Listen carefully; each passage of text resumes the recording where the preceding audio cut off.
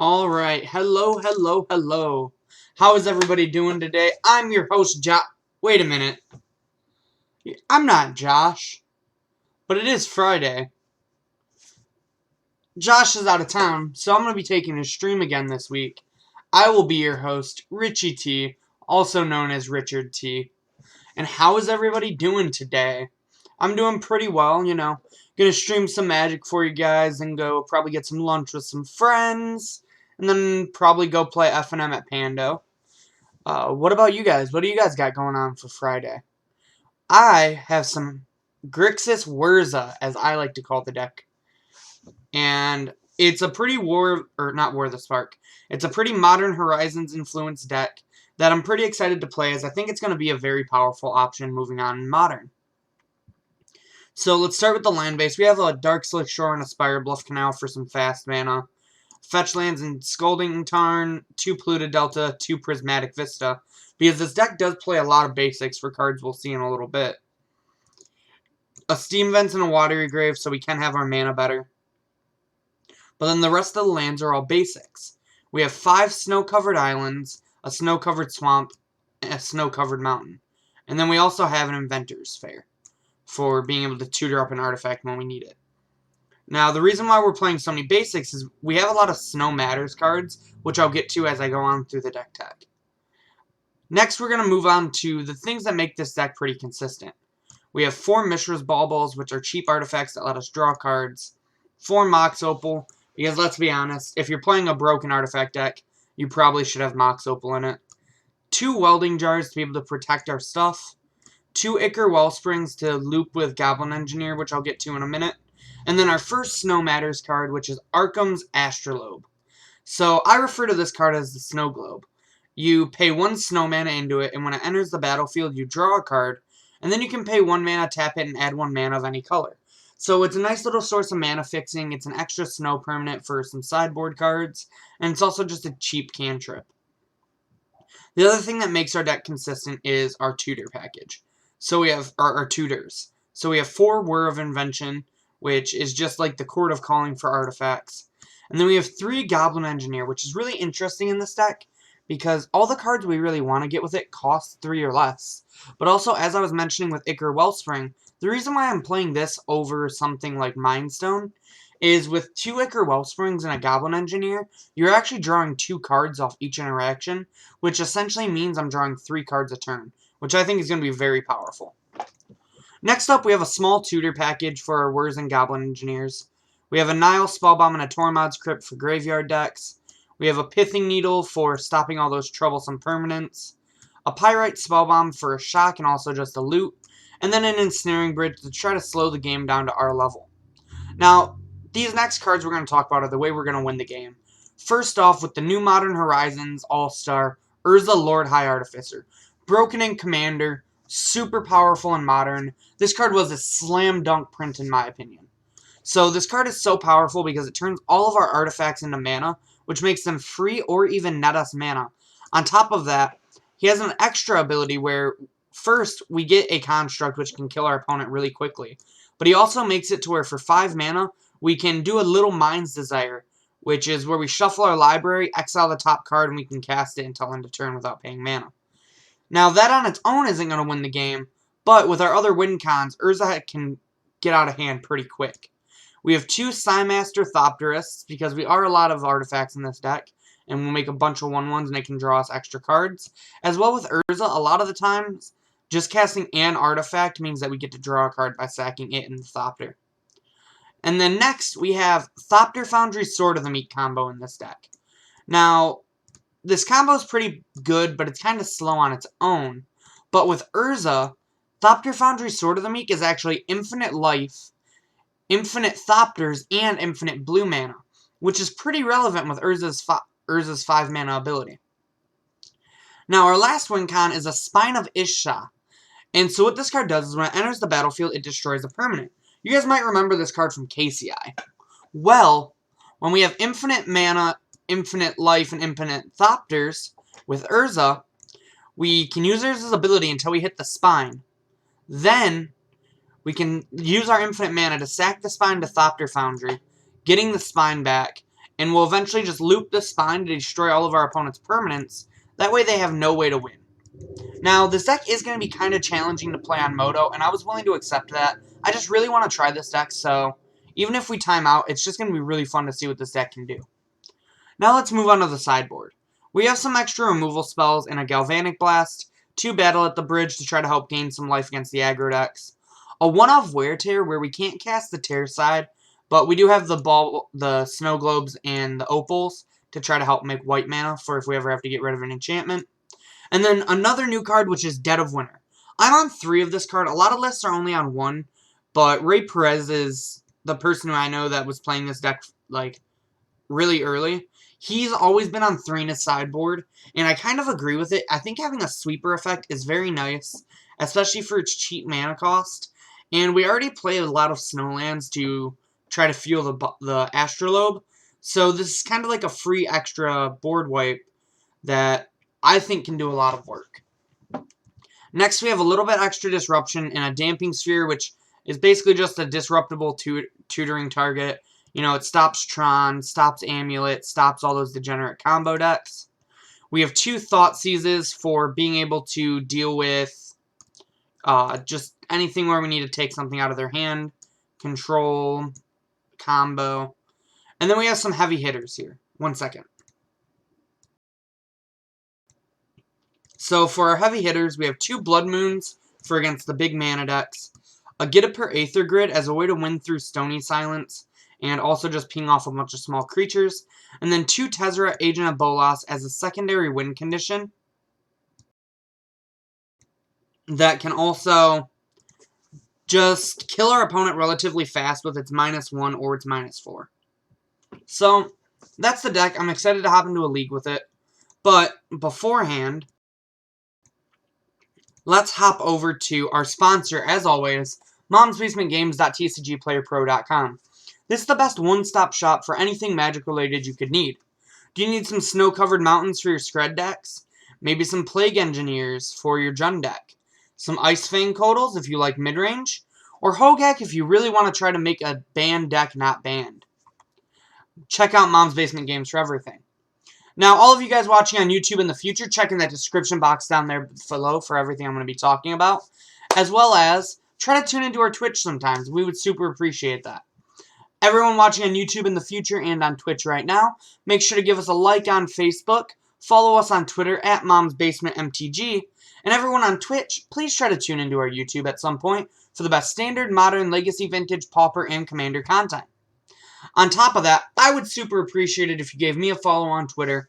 My Twitter is at RichardTMTG. Check me out. I talk about Magic, League of Legends memes. I'll talk about anything else you guys really want to. Just come on over and talk to me if you need someone to talk to.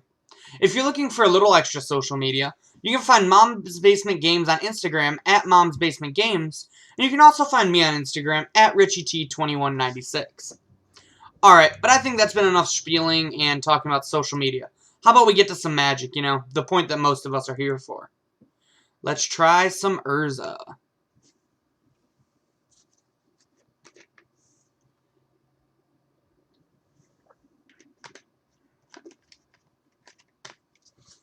So how's everybody's Friday going? Mine's going pretty well. Gonna be pretty well for the rest of the day. Any of you guys heading out to the GP today? I personally am not. I'm not even 100% sure if I'm gonna head out this weekend, as I've said before. I'm not the biggest GP fan. We won the die roll, and I would love to be on the play. So, this hand isn't great, but it has some cantrips leading into Urza. We have Bridge if they're a creature-based deck, so I think we're going to go ahead and keep this hand. We're going to start by fetching with this Scalding Tarn, getting a snow-covered island, and playing this Astrolabe.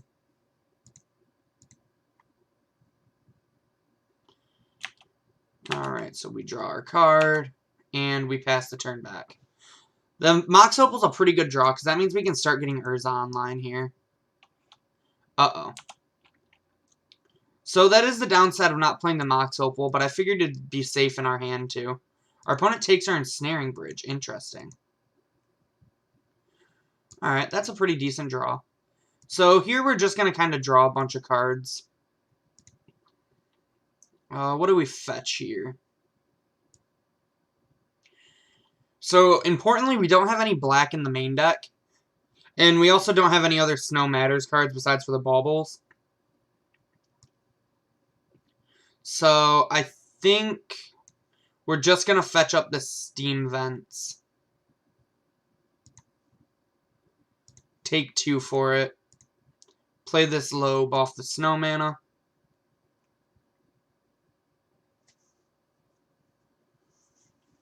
That's awesome, Ryan. I'm sure you'll be enjoying Panza. Yeah, the Karn combo seems like it'd be decent in that deck. I feel like the Karn combo is good in like pretty much everything. Alright, then we'll play this Ichor Wellspring and loot again. Or not quite. Ooh. Okay, so that was a mistake on my end. I didn't account for drawing a 0-drop. And this Welding Jar should just be in play. Our opponent takes our Urza. Okay. That's pretty good because it'll let us draw a card off this Ichor Wellsprings. So we're going to play our land drop. We're going to cast this Welding Jar.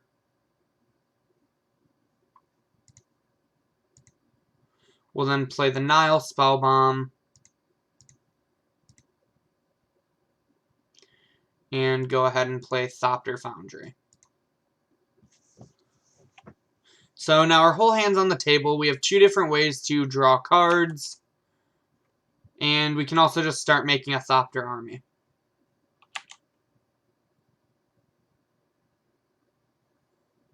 Yeah, I remember you saying something, I remember you chatting about that. I haven't seen the video, but I can believe that Saffron did well with it. So this is pretty unfortunate. I actually found out that this card does stop our combo, which really stinks for us. So if our opponent names Thopter, I'm going to pull up the main deck really quick. I know we can win through the spine, but I'm curious the other ways we have. We just really need to get the spine into play. 1, 2, 3. We only have 4 mana right now.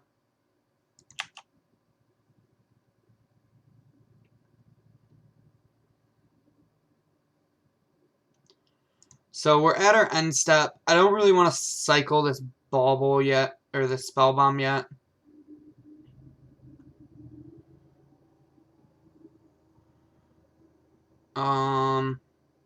I think I'm going to just get an island here to conserve life a little bit.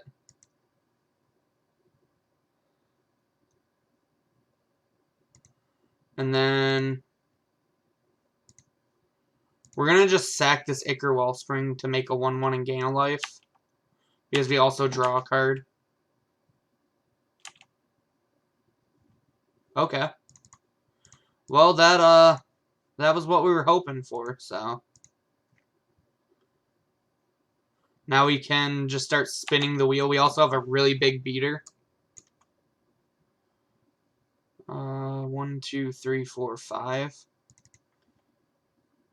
I don't really see any reason to not just play this other Mox Opal out.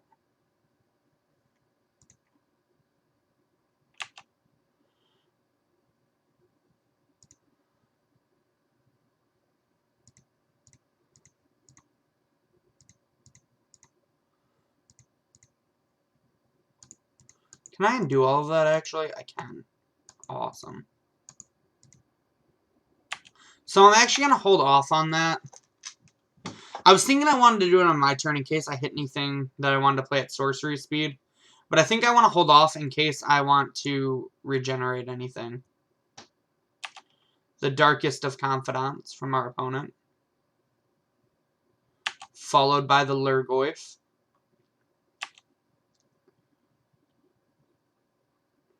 Alright, and so I think our plan here is going to be 1, 2, 3, 4, and 5. And we're going to spin the wheel. Oh, that was dumb. I can't cast that on their turn. Yeah, that was really dumb of me, actually. I just kind of threw that Sai away for no reason. Sorry again, guys. I am trying to get used to this deck. So I definitely should have Urza'd on my turn. Our opponent's just going to take 7 here, which is fine by me. We're going to float 1, cast this Mox Opal, keep this one, tap this Welding Jar, and all of our lands to Urza. Cast that. And then I think I do want to hold up the Spell Bomb still. So this time I'm not going to do it on purpose. Our opponent takes 3 off their Liliana of the Veil, which is a pretty good draw here against us. I think we're going to just sack the Construct.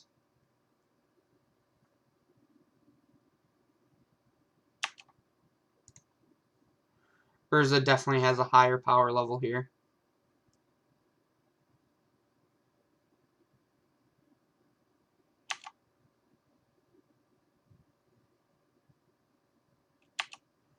So we're not going to block. And then before damage, we're going to make a black. Pop Spell Bomb on 1, 2, 3. 1, 2. We're going to pop Spell Bomb on them.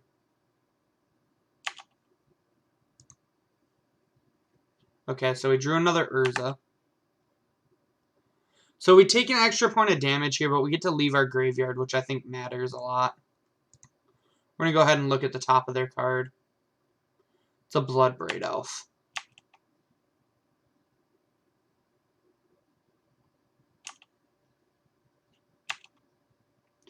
Alright, so here we draw, ooh, Pithing Needle.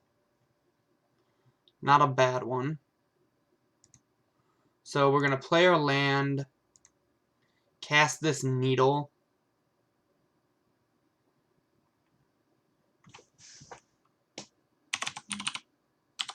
We'll just take Naming Bloodstained Mire here.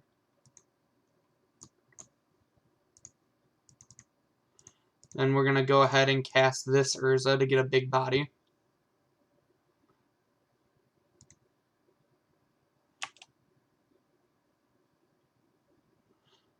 And then we're going to...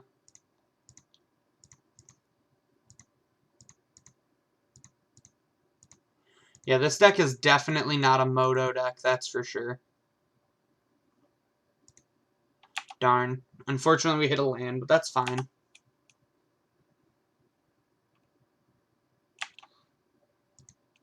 Our opponent hits Bloodbraid Elf, which we knew about. So they're down to 3.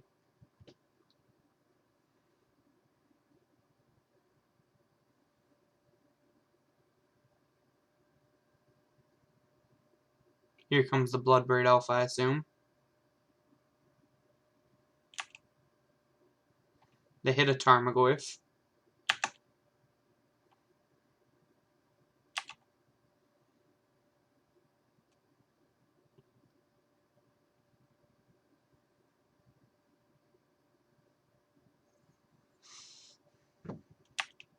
Plus their Lily to discard a card here. Here I think we might just even be on the plan of hoping Bob kills them. So we might just not attack and just hold back this Construct.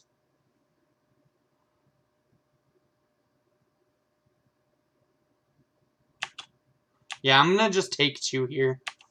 Because I think Bob's on our side. Ooh. That doesn't do a whole lot for us, does it? No, not really. I mean, in a turn it would let us get back Bridge.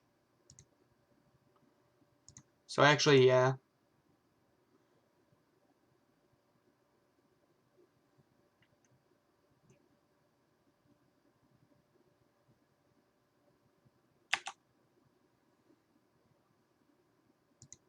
I would like to use his ability. And I think we just get... Oh, we could just get Pyrite Spellbomb. Yeah, I think Spellbomb's the best choice here.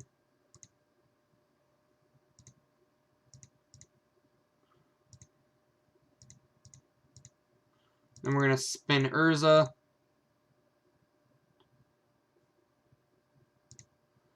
Yeah, we'll cast a Word for 0. We do have things we can grab. We'll go ahead and grab a welding jar.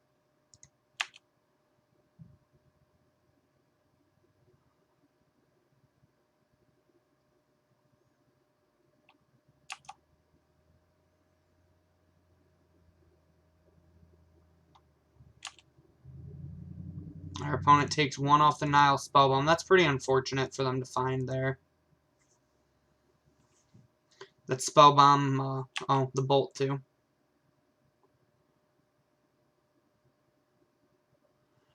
So here we're at an interesting point on what we choose to keep if they minus Lily. I think we keep the 8/8. We're actually just dead if they minus Lily. Man, that's unfortunate.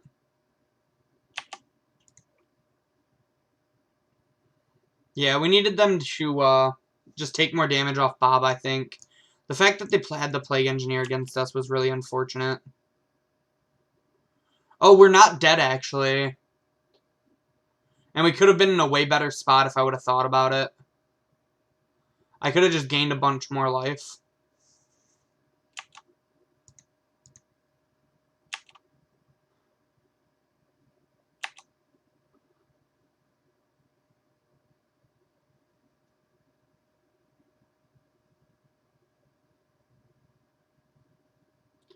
So we're still on the Hope Bridge kills them plan. Or not Bridge, Hope Bob kills them plan. Alright, so here we're gonna use this sacking, I think just one of these welding jars to gain a life.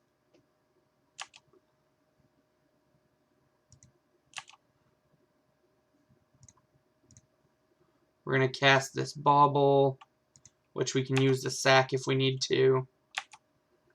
Just pass it back to him. Alright, come on, Dark Confidant. You're on my side, bud.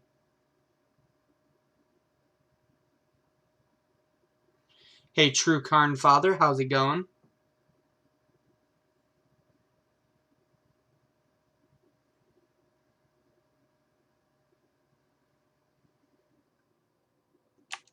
Our opponent chooses to pop the Spellbomb, probably wanting to draw a card here.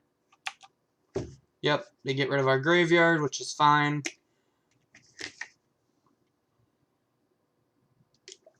Come on, Bob. Dang it, Bob. Quit threading the needle. Just kill my opponent already.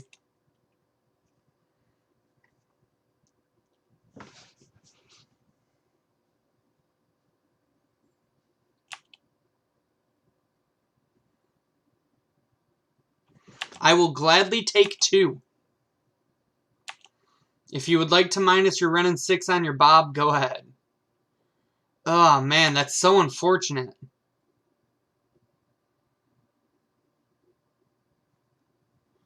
Alright, we gotta bauble them. We gotta bauble here. Because we need to draw something to help get us out of this now. They have a Verdant on top. So joke's on them. Dark Confidant wouldn't have even killed him.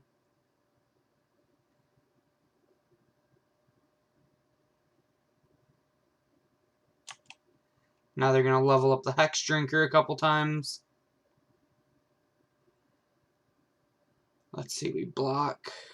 We take 3, 4, 5, 9. We have plenty of mana, and I think I just want artifacts in play. Okay, these unfortunately don't do a whole lot.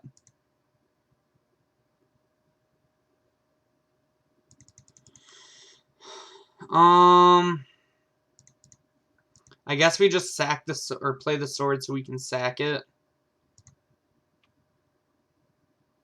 And then pass the turn back to them. Man, so close. They're so lucky. They evaded 2 bob hits. One at 3 and one at 2. They hit double 1-drop. And it's gonna like win them this game, unfortunately. I think we played it pretty well though. Alright, so I'm gonna hit F6 for a minute just to try to conserve a little bit of time. While our opponent is leveling up their Hex Shrinker. Another one.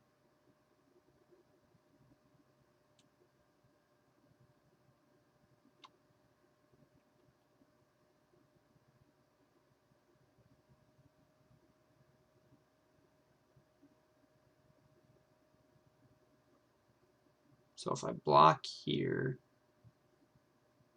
I don't think I can gain enough.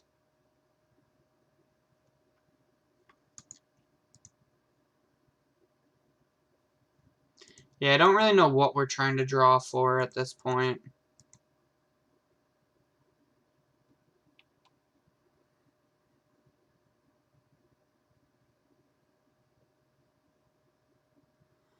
I want to sit here for a minute because I'm just like burning some of my opponent's time too.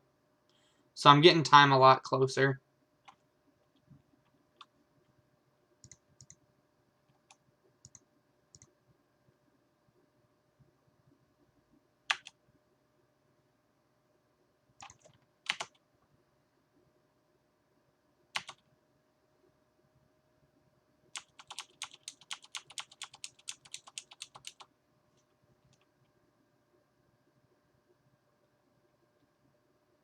So I'm going to make him pump it and attack.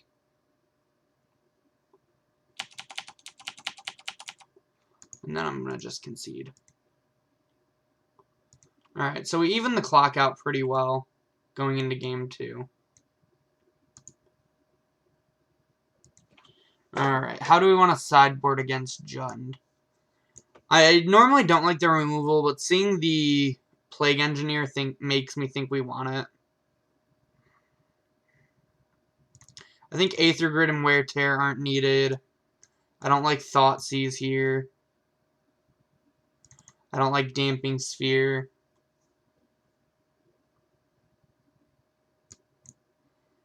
I don't think Pithing Needle does quite enough on average in this matchup.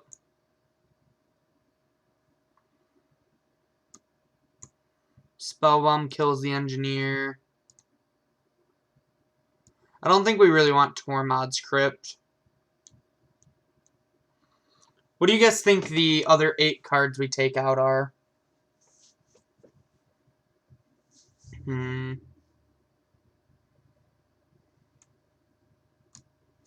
think the Galv Blast might be too cute. But, like, I really don't want them. I really can't, like, we can't really win through a Plague Engineer is the issue.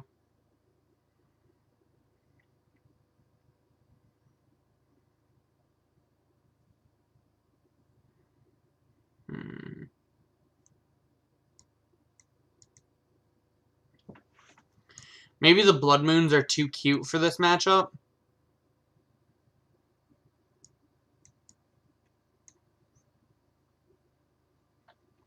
Then we have 6 more cuts. I really like Tezzeret here.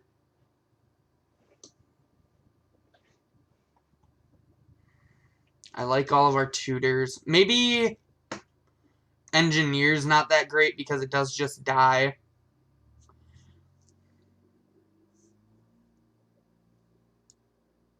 So maybe this card comes out.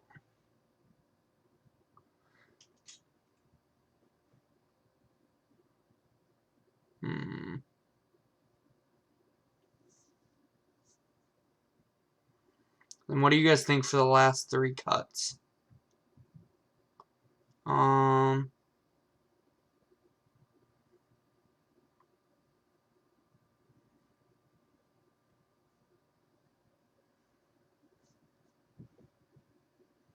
Man, I'm really not sure.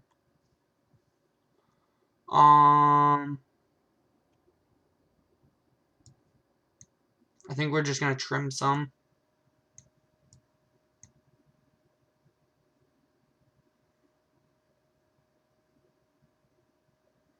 I could see this being wrong, but I'm really just like not sure what to do. Not doing anything until turn 3, and just like not having any artifacts, I think makes me want to ship this hand back. I mean, this hand's not much better, but I don't really know that I want to go to 5. Maybe I do with the London Mole. Yeah, like this hand is much better.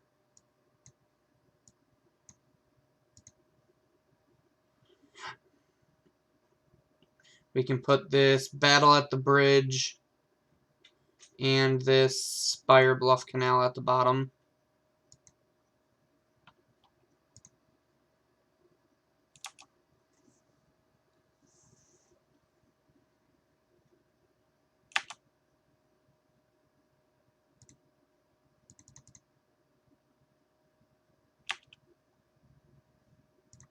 Okay. So holding off does make me have to shock here, but I'm fine with that.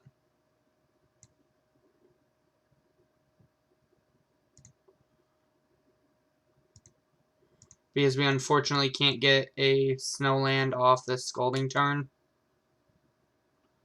Okay. Maybe we could have just fetched a Snowland. But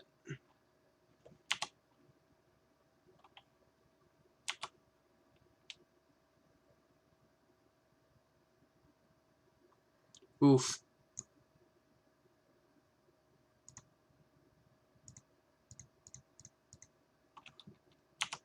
I'm going to just jam Psy and pass for right now.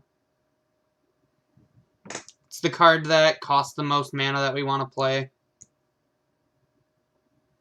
Psy plus Dead of Winter is kind of a nombo.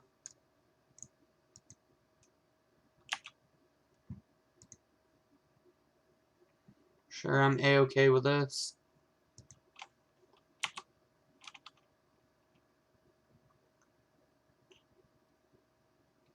I'll probably just end up Gelv Blasting this and trying to hold the Dead of Winters.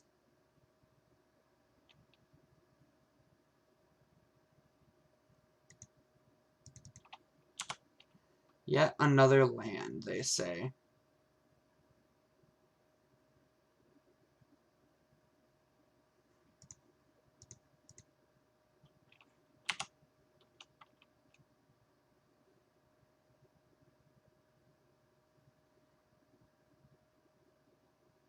I think our mana base is pretty good, so I'm just going to fetch a Snow land.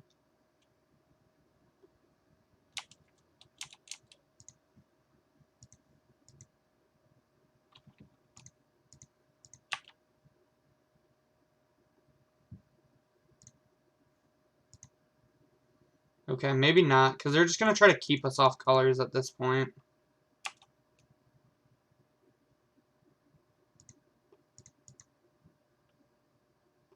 Yeah, I mean, if they're going to be on the Ghost Quarter plan, I definitely want to get my non-basic here. I was supposed to just hold the fetch.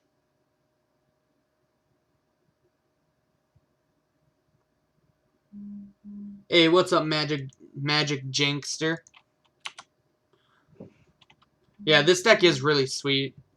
We had some unfortunate draws. We mulliganed to 5, kept 2 lands in our hand, and have kind of flooded out since. So I think we're going to get got by the Junster. But that happens. I mean, this deck typically doesn't have the best Jund matchup anyways.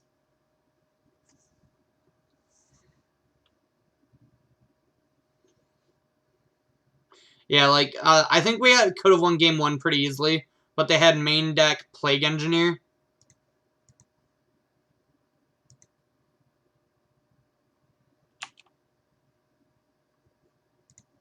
Just keep on cycling, baby.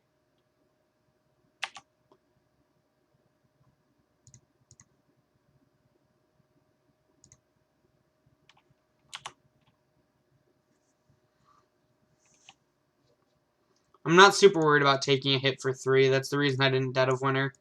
I'd rather try to get, like, an extra creature. Yeah, we can have this happen, which is really unfortunate, but I think I would rather have them have another like they had to have that discard spell there, or otherwise like they weren't gonna get to do that at all. Unfortunately, we're just gonna get like ghost corded out of this game.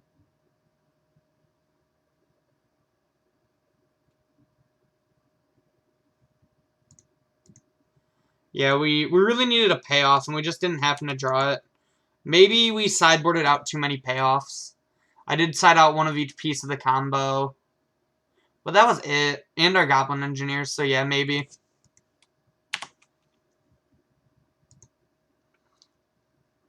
Ren is really powerful. I actually, I played a Teamer Delver deck on Wednesday with Ren and 6 in it, and it was pretty sweet.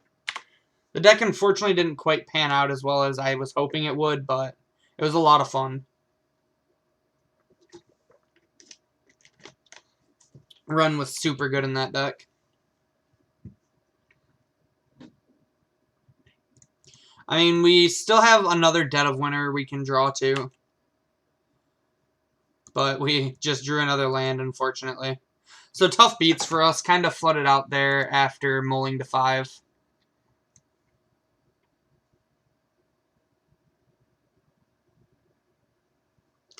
Yeah, me and some friends, when he first got spoiled, we were really trying to brew a...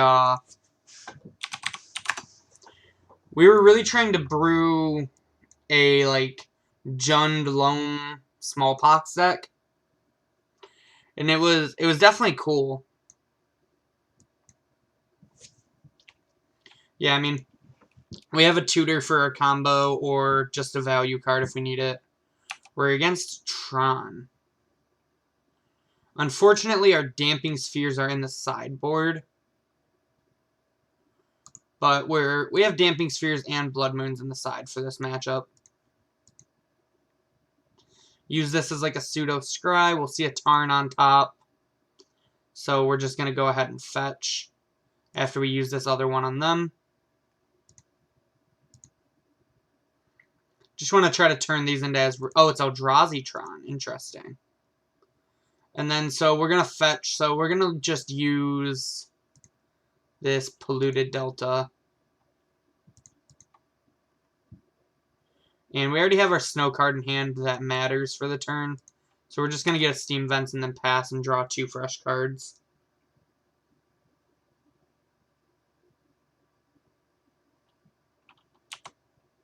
We're going to F6 because we don't have anything to do on our opponent's turn. Okay. That's not bad. Those are things we can sack to engineer that will eventually also make fast mana.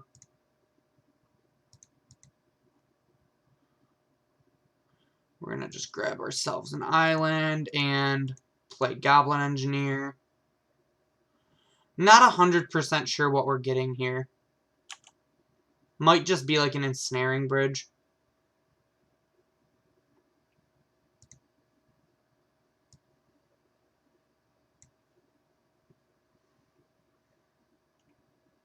Yeah, since we don't really have any piece of the combo, I'm just going to get a bridge because we can empty our hand pretty fast here.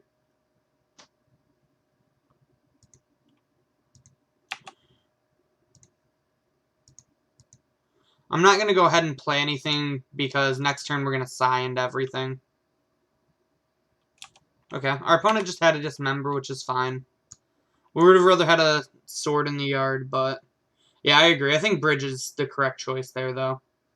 Bridge definitely has the highest payoff. Yeah, Matter Reshaper's fine. Scion, his Thopter army will block that with ease.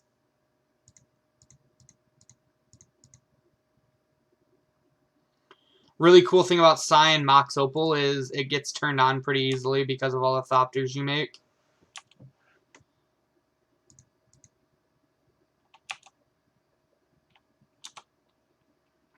Alright, we got a couple Thopters, and we'll pass.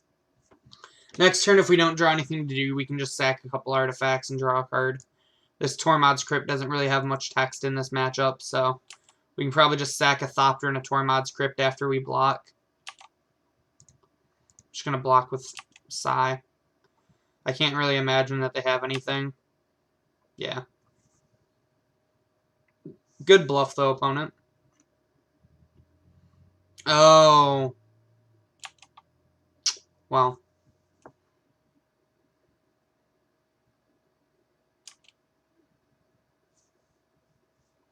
Yeah. I probably was not supposed to block there, actually. Ballista was not something on my mind, but I think it's fine to get that card out of the way. Man, for us only playing like 20 lands, we seem to draw quite a few. I'm going to just attack with one because we might want to block depending on what they do. 19 lands, my bad. No, wait, yeah, it is 20 lands.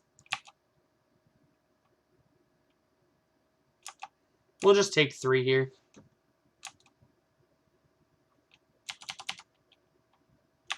Another Ballista. And we'll fetch end of turn. Grabbing a Watery Grave. Okay.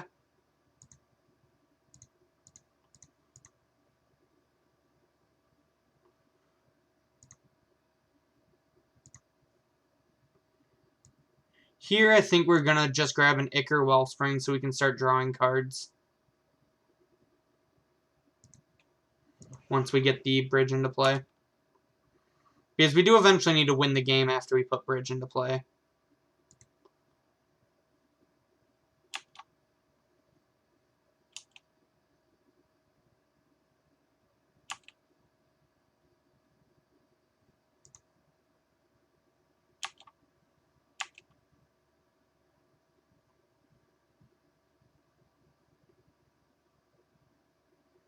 Temple for them.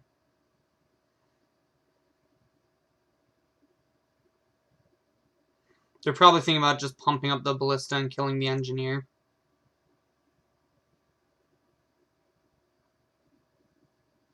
Hey Nate, what's up? I'm playing the perfect Artificer deck for you right now. It's even got your favorite person, Urza, in it, so this deck's right up your alley, Nate.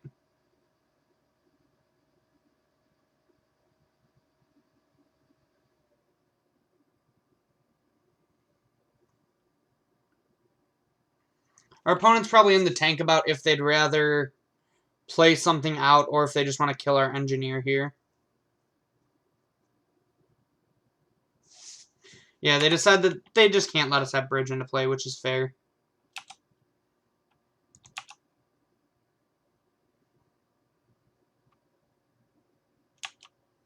We're going to go ahead and take the hit again.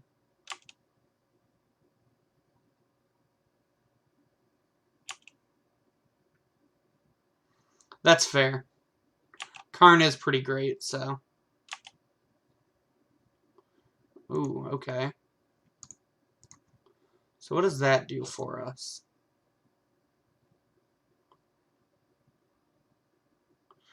Notably, if I did get a Sword of the Meek, that would let us combo here.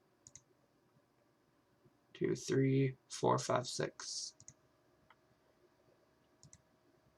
3, 4, 5, 6, 7. So, I feel pretty safe to attack with one of these Thopters. And then decide what we're going to do with this Whurza on our opponent's turn. If we need to get a Spine to kill something big, we always can.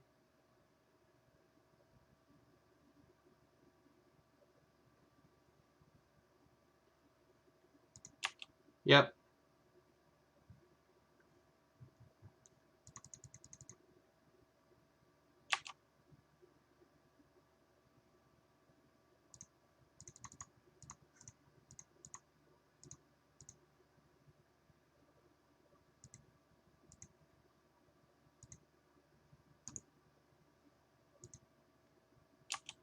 So we're going to actually block first because our life total is getting pretty low.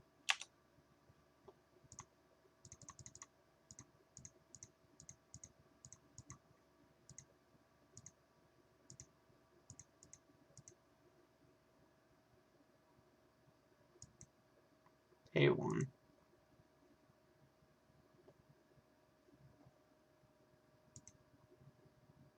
Oh.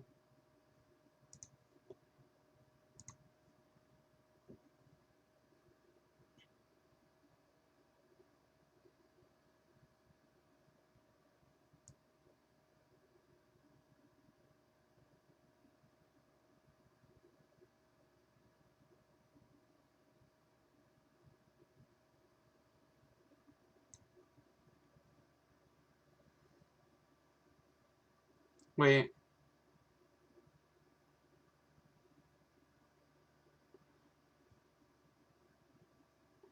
Where's our spine? Oh, there it is.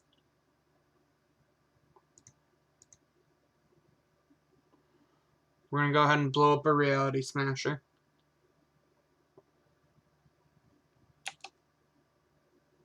Yeah, our bridge is in the yard, unfortunately. I think getting the Ichor Wellsprings that one turn was probably greedy. And it probably should have just been a Sword of the Meek.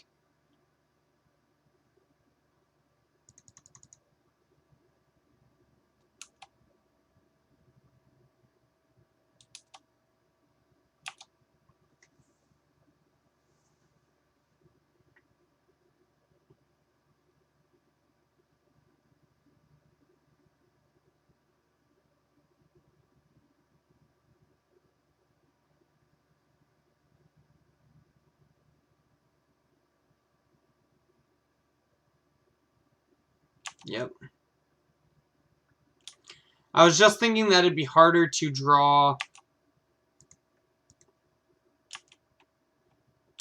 one piece of the combo. Yeah.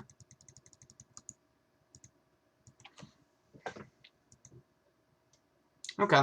So this deck's pretty hard to play. That's what I noticed from that game. Huh. I think I just need to like try to go for Thopter-Sword even if I don't have a piece a little bit more.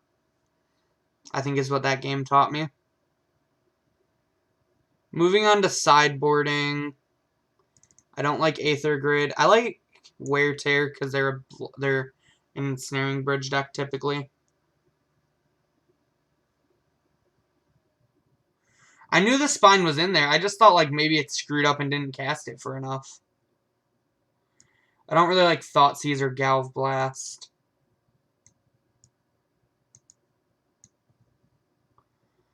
Spellbomb doesn't seem good. Spellbomb doesn't seem good. Crypt doesn't seem that good here. I don't really think that they don't really have many ways to get rid of artifacts because they're colorless. So I think Welding Jar is fine to board out here.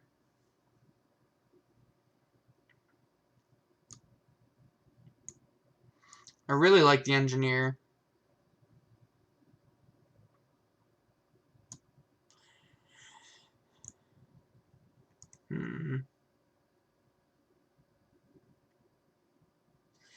What do you guys think for the other 5 cards to board out?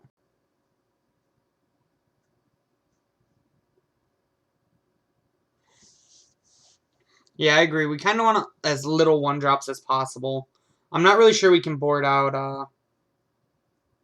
No, the deck's not running Academy Ruins. Although I could maybe see wanting one. It's pretty mana intensive, though.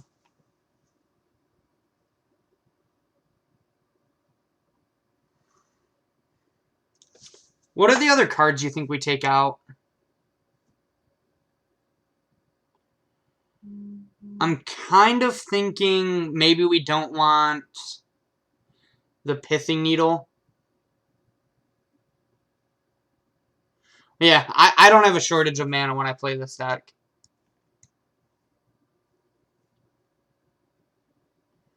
And what are the last 5 cuts? This deck's really hard to sideboard with. I think maybe this is unneeded.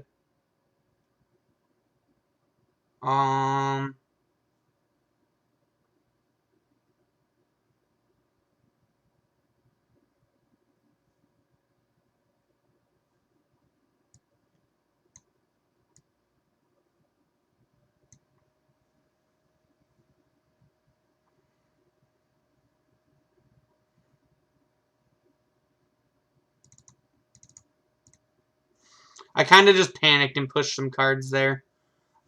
I think we probably want the Thopter-Sword combo here, but I just was unsure of what else to board out. We really like drawing Urza in pairs, I've noticed.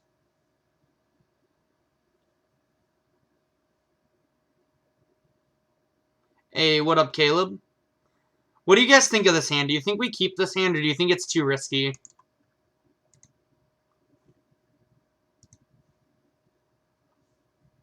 I think I'm leaning towards mulliganing, yeah. This hand is much better. I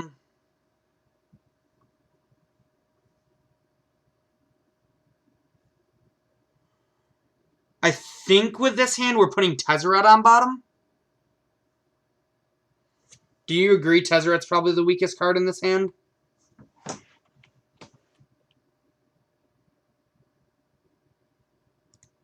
I think so.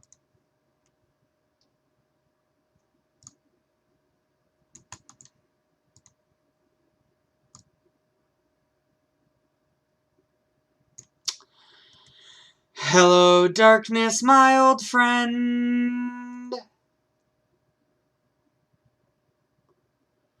Oh, wait, we can't cast the Astrobe.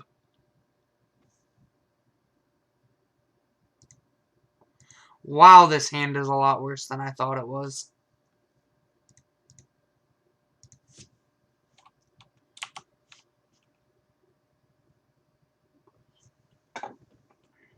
I didn't think about that. I don't even know if this was a keep then, actually.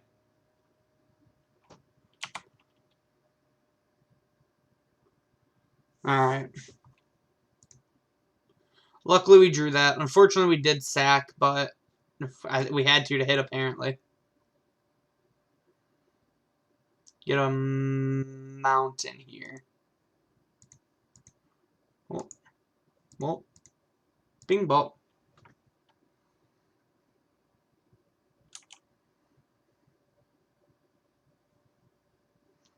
Perfect, just what we were looking for. So there's nothing that they can have that can like strip this Mox Opal from our hands. So I'm cool to just pass here. Yeah, that definitely should have been an island. Because we could have just cast Thopter Foundry.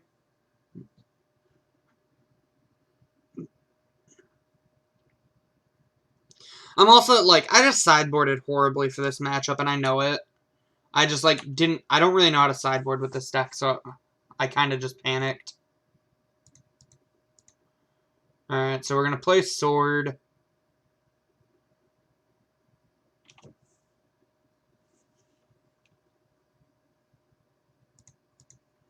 Play Mox Opal, and then pass. Yeah, because now we can't even whir. God, that mountain is really screwing us. I was just, like, so set on wanting 3 colors, but the Astrolabe gives us 3. Well, we can whir. We can only whir for 2, though. What are we even hoping to whir for?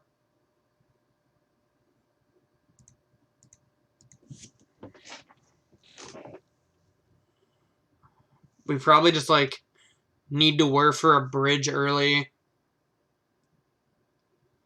And then whir for bridge early. And then just try to set up the second whir for... Gosh.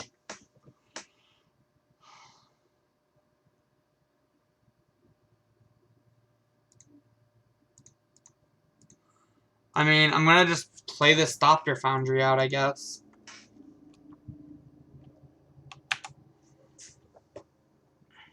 I'm not going to use it, but I just need it for mana.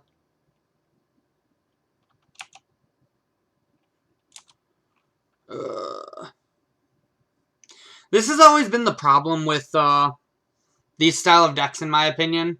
One, it always feels like you have to draw super well. And two, like, you lose to both Graveyard and... Ooh, Endbringer, okay. You lose to Graveyard and Artifact Hate, which just feels really bad. 1, 2, 3. I mean...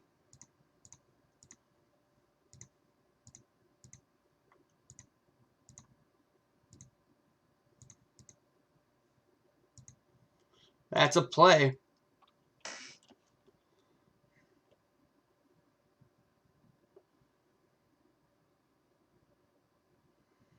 Get that thing out of here, or so help me. So help me.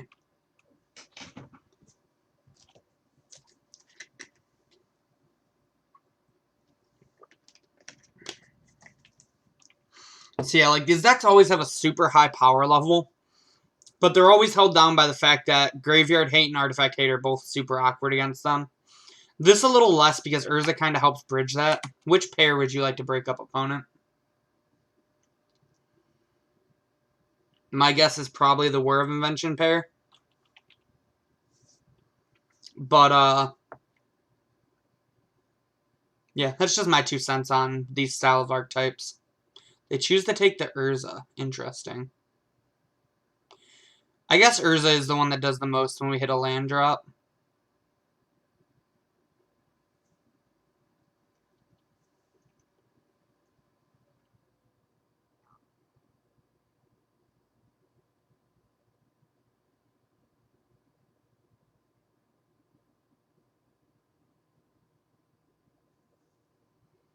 Is this just like another... Oh, a Smasher.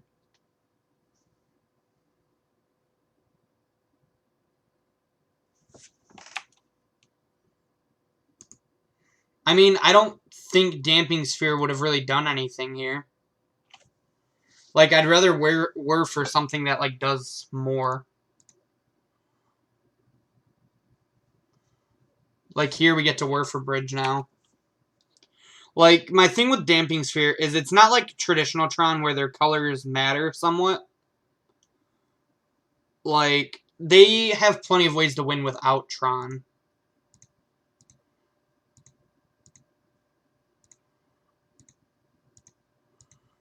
Like, they don't super care about their mana. Why is X currently 3? Wait, yeah, that's right. Never mind, I'm dumb. I was, for some reason, I was thinking about Karn in my head, so I was like, 4 mana. Why does this say 3? Huh. Okay, so we're behind our bridge now. Are they really still playing Karn Liberated?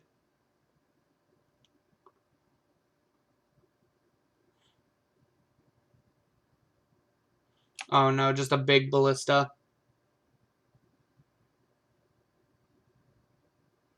That's pretty good. Is it? 1, 2? JK, it's not very good.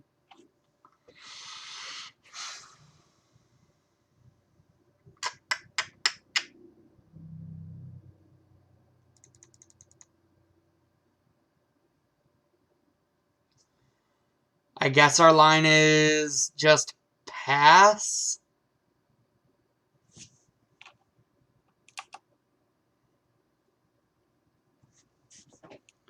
Like, Damping Sphere is good here, and, like, it's fine in the, like, it's fine against them, but, like, it's not, like, the end-all be-all like it is against Tron. That's why I ultimately decided to board it out. Like, I think the cards in our deck are generally better than a Damping Sphere would be. Yeah, like, I agree those cards would be nice, but, like, am I supposed to submit a 62-card deck? Like, I don't know what it's better than is the thing. I don't even think we sideboarded right. Like, I want the other Sword of the Meek in my deck, typically. And I guess I'd want Wear Tear, but, like, I don't think I expect Leyline of the Void anymore. I think it's more likely that they play...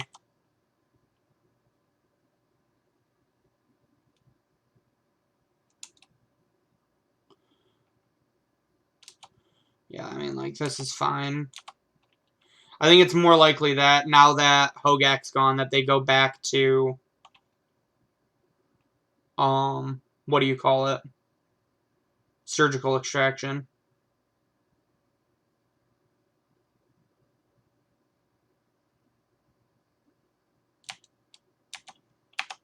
Because Surgical is just, like, the more versatile card. I did not mean to F2 through that, but okay.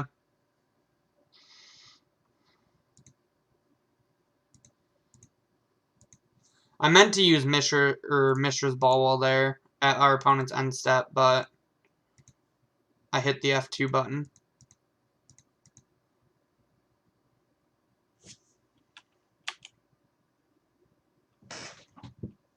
Go, go, Urza.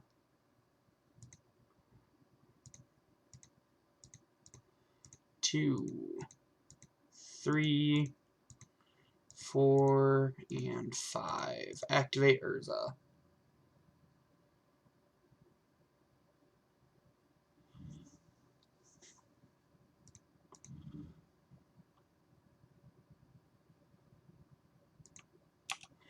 Yeah, I mean, I haven't played these decks before either. I was just like, I agree. I think like trimming a Whurza is maybe fine. I'm not even 100% sure. Yeah, dude, you got it. I don't think how our opponent's sideboard is very good though. I know Ray said he doesn't even like the opponents bring in Leyline. He doesn't think it's correct. I'm like 50-50 on it. Like it only stops. It doesn't stop Urza.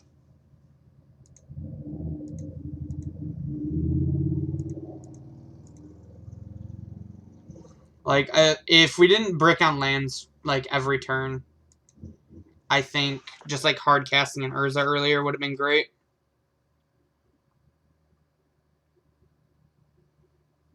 I also think like if I knew how to sideboard with this deck, it'd be a lot better.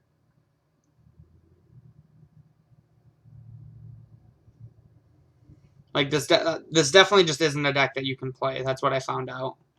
It's a deck you really need to know how you're supposed to play with. That's like my takeaway from today.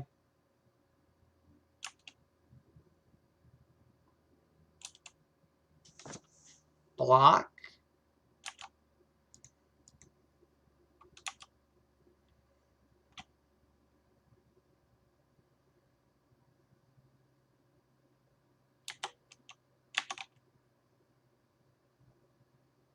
Sure.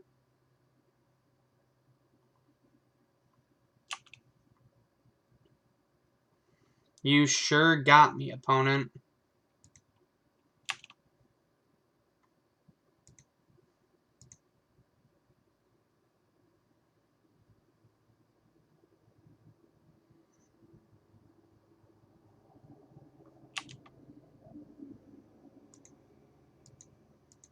They have a Karn on top, which is unfortunate for us.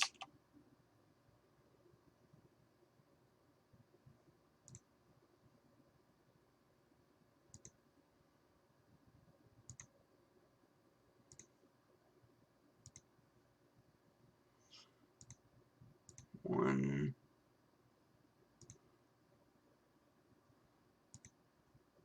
3, 4, and 5. No, it only has to be for 4.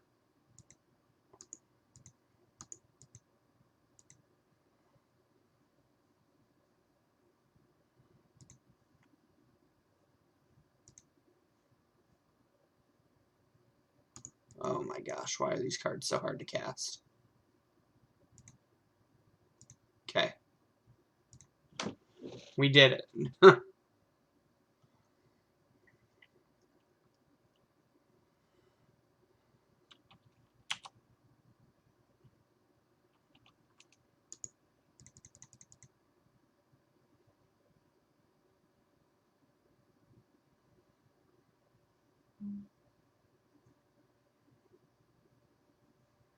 Yeah, we're dead actually with the Karn.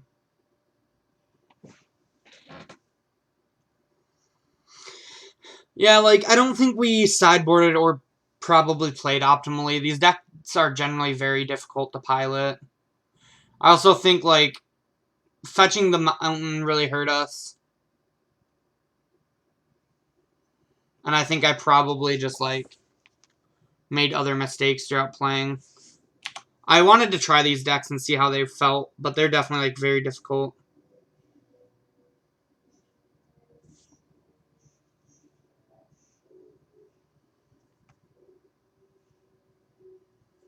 I'm going to concede once he shows me Lattice. But like if he doesn't go for it, there's no point in conceding.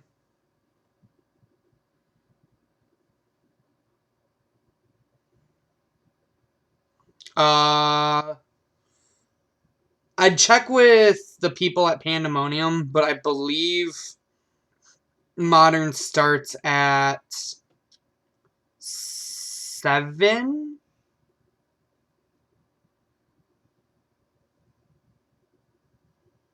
7 sounds about right, because I think they moved it by half an hour.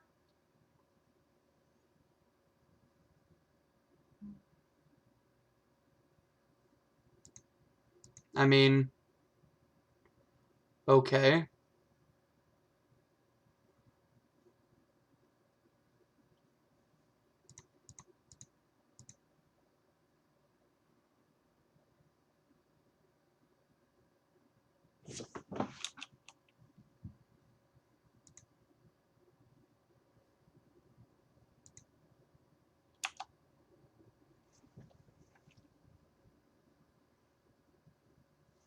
No clue why he got Ballista instead of Lattice, if we're being honest.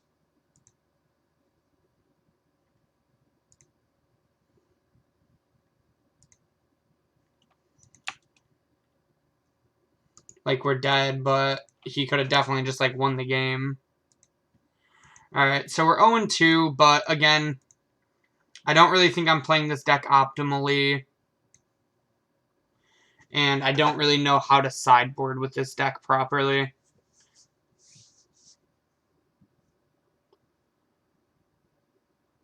I'd really be interested if a pro did write an article on this deck. On, like, I'd be willing to give this deck a try. Because I think this does have a high power level. But I would definitely need to see, like, a pro's article on how to play and how to sideboard with this deck. I think this is definitely one of those decks where you need to know how to play it perfectly in order to play it. Very KCI-esque. Yeah, this hand's great.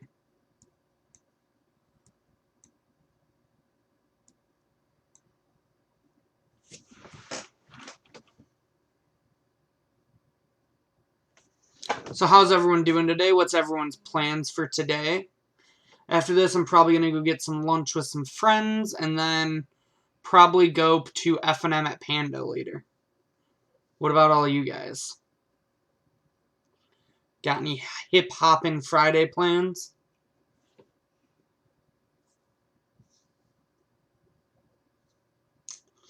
Not 100% sure where we're going to go. I had to talk to my friend Alex and see where he wants to go.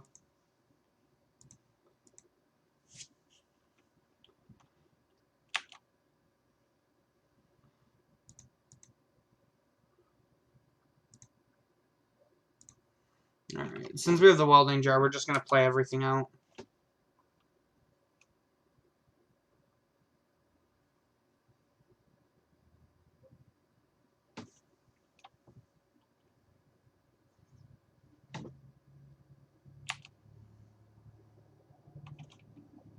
Please don't discard spell me, opponent. Good, that's not a discard spell. Fairy Seer off a breeding pool. Sultai Fairies? Question mark? Someone get Aaron Miyoki. I need help. I don't know what to do.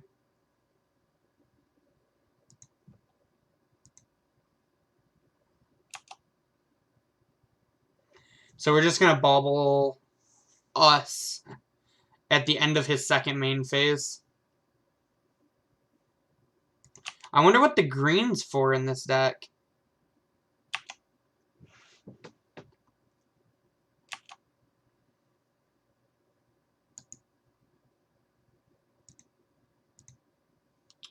Well, that's unfortunate.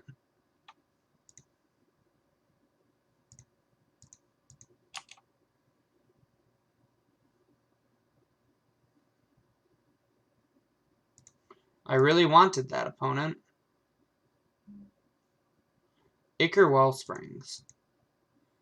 I think we're going to hold on to the fetch because we kind of just want to... We want that to just kind of recoup some card advantage.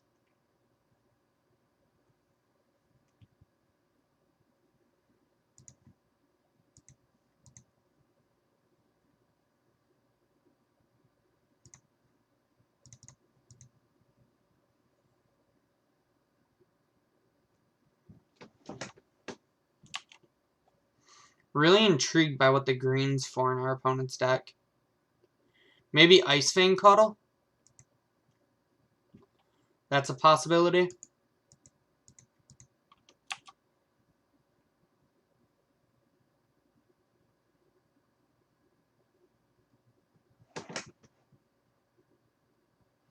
Have any of you guys seen Sultai Fairies before by chance?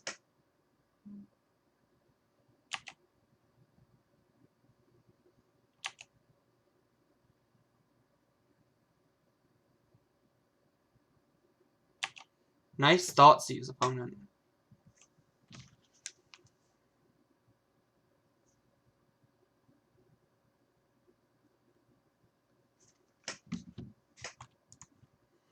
Bulbous again.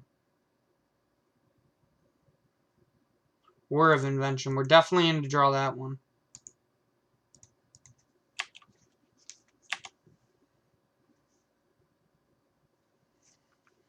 Man.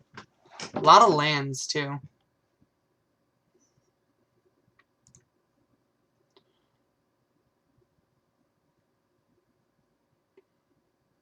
So what do we want to whir for? And when do we want to do it?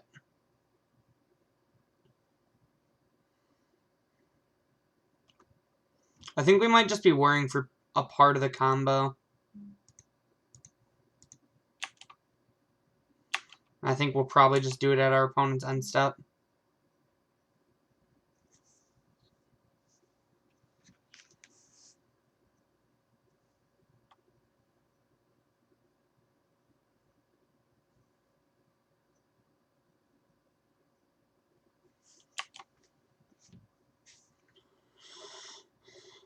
One, two, three, 1, 2.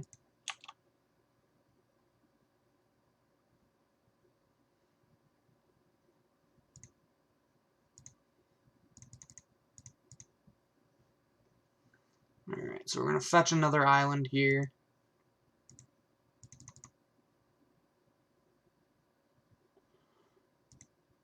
Well, no, let's not tap that one. Let's try a whir for 2. Grab us a Thopter Foundry.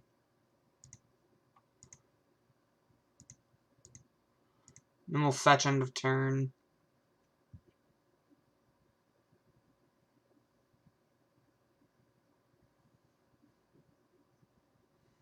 Grab us a Steam Vents tapped.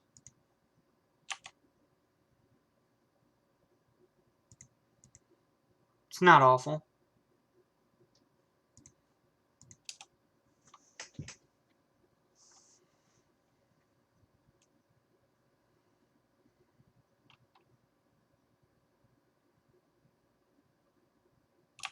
Okay, so they are playing the Coddle.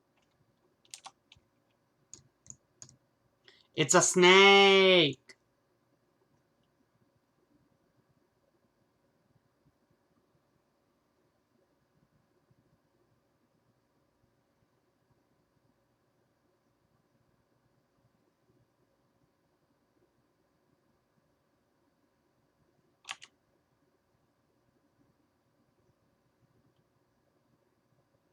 I think I'm fine just taking 2 here.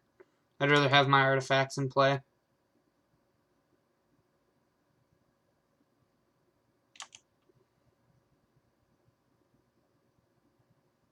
Sure. End step, we might actually sack this Ichor Wellspring to draw an extra card. I think that's going to be the plan.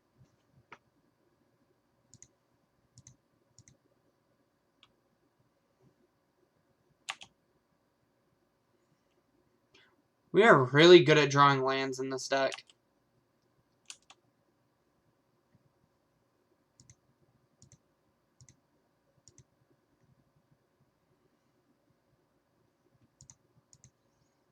Chomp down that Mox Opal.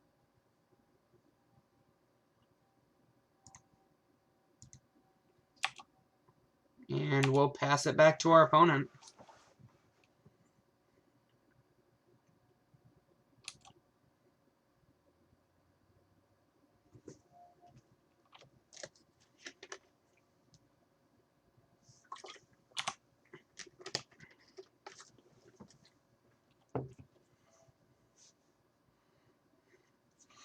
So yeah, I think if I were to play this deck again, I'd probably definitely trim a land, go down to 20.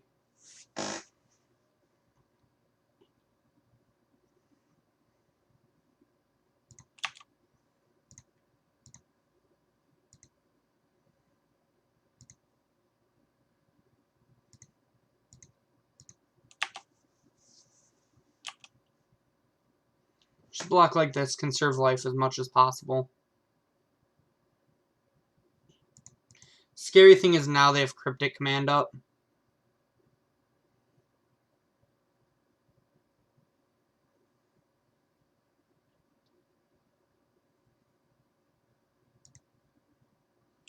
Grab the mountain this time.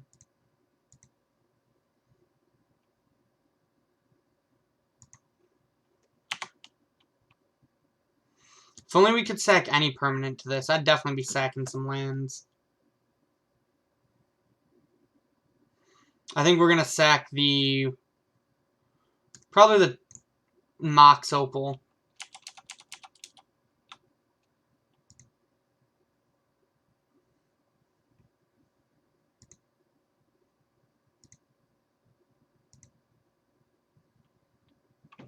So we're going to make a couple Thopters here.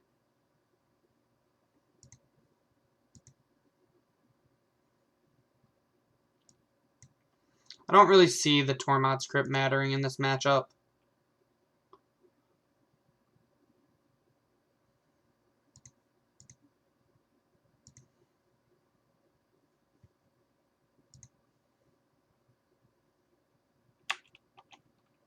Alright.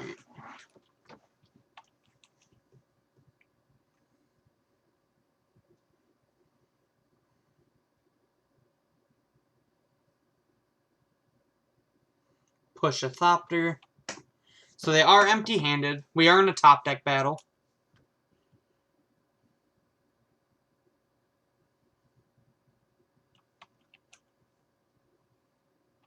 Our opponent fires up the tar pit.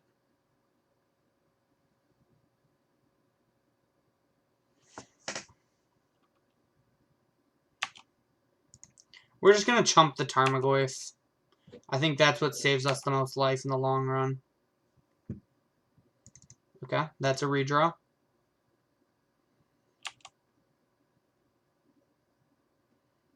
Okay.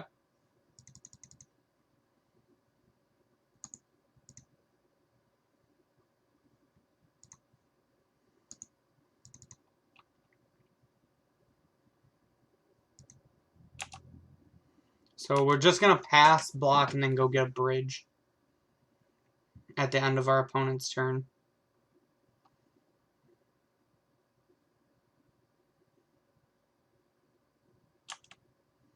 They fire up the tar pit again. Swing with the squad. And we will chump block.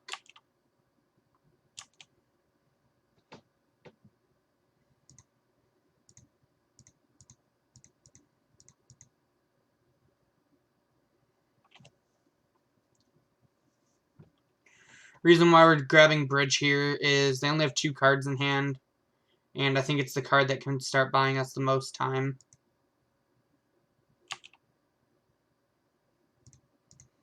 That one's pretty good too. That can get us the combo and play next turn.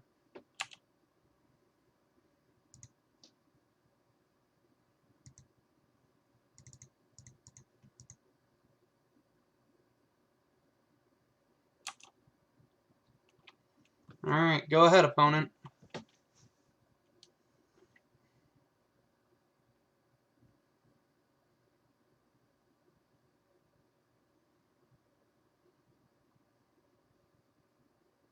It's probably the best position we've been in any of our games.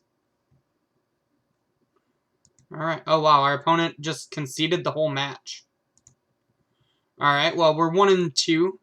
Hoping to rally back 2 more wins with this sweet Urza deck. How's everybody in chat doing while we're waiting for Q to pop? I'm doing pretty well myself.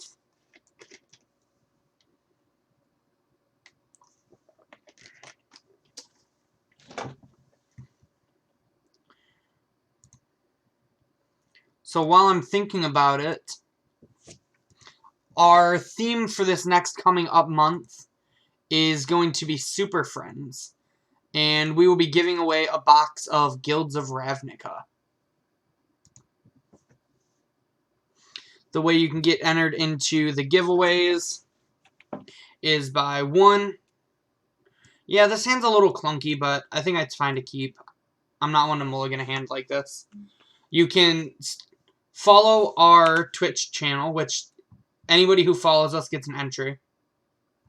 But then if you want extra entries, you can follow, or you can subscribe to our Twitter, or not our Twitter, subscribe to our Twitch, or you can donate to our Patreon, which we are actually also currently in the works on making some Patreon-only content. So that'll be pretty exciting.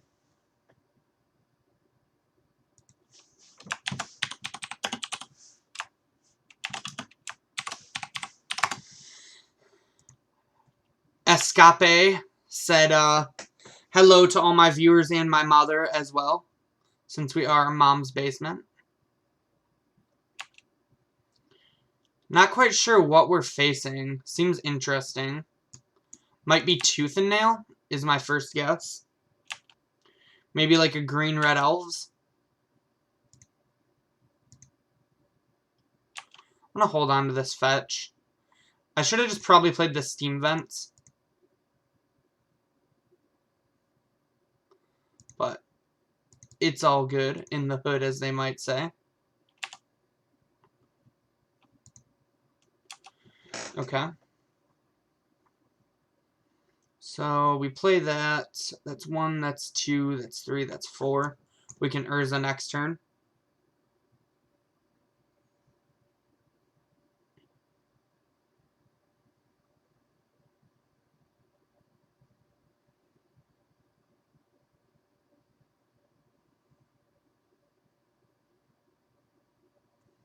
Okay. Well, that's going to put a damper in our plans. So our opponent's some type of Ponza deck. Maybe just budget Ponza, so they're playing Elvish Mystics.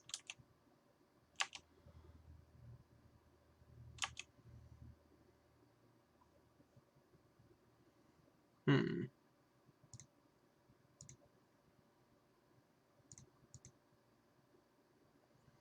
One, two, three, 1, 2.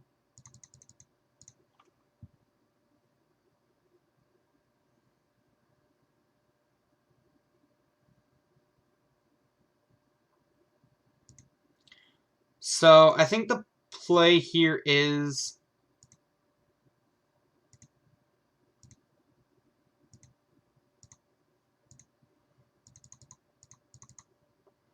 we're going to go ahead and whir for the first piece of the combo. And then pass it back to our opponent. And then next turn we can whir again and have the combo going.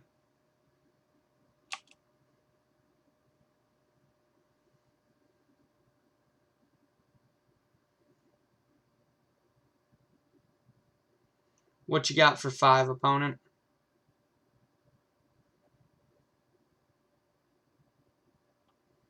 Primal Command. Well, that's rude.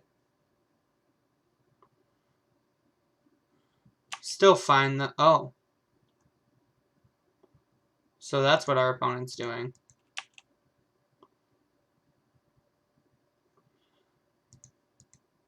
This is like the mono green land destruction deck that I had played on stream before.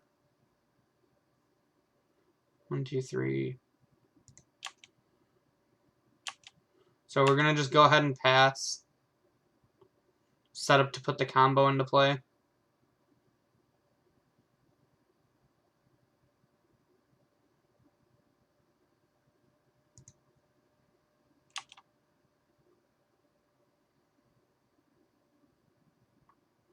To grab another E-Witness.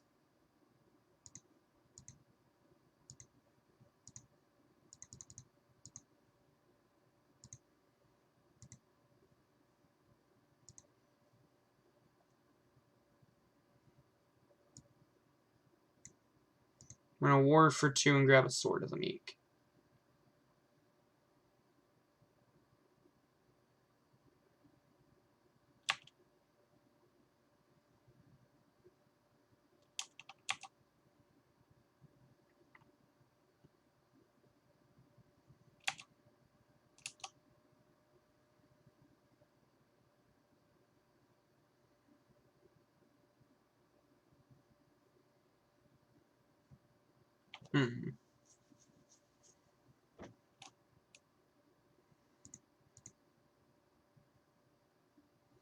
So we're going to play this bauble. And we're going to shock and then pass the turn.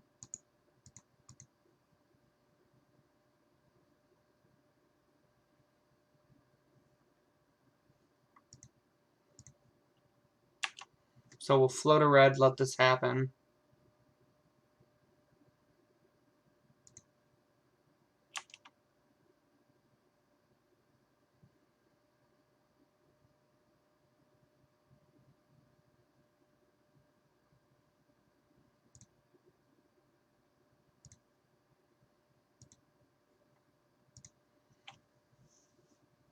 We're going to choose to bauble our opponent here.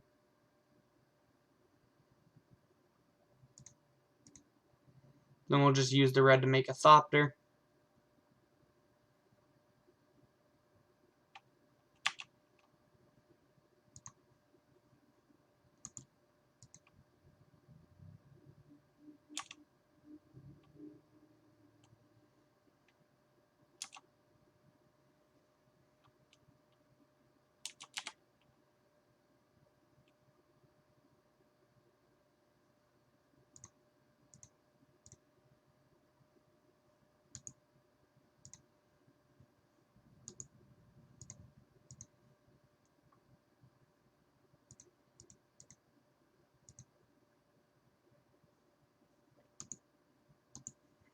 Really, there's no way to always yes, always yield that. Interesting.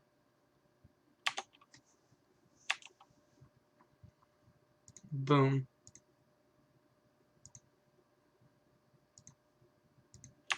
Just what the doctor ordered.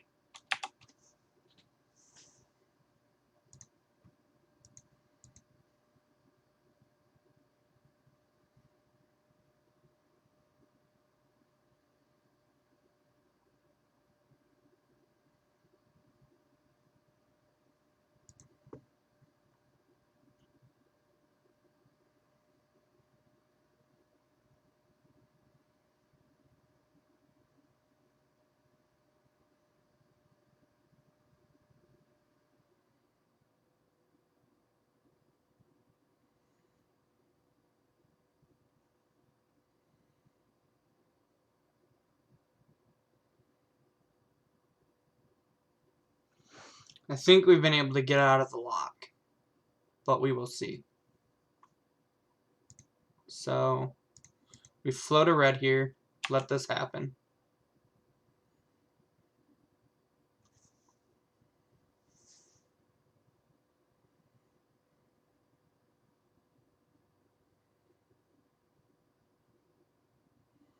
It also seems very hard for our opponent's deck to win through the Thopter-Sword combo. Acidic Slime this time.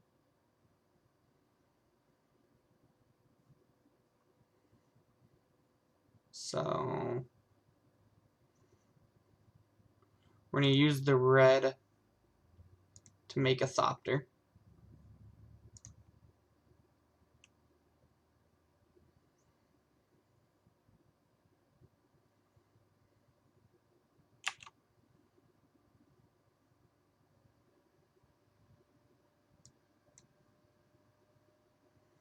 Okay.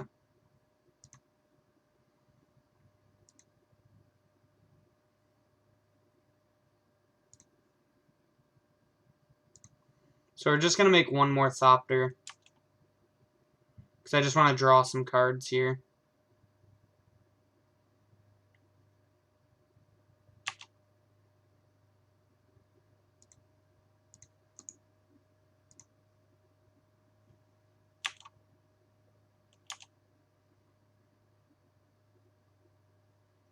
Okay. So there's no reason to shock this time.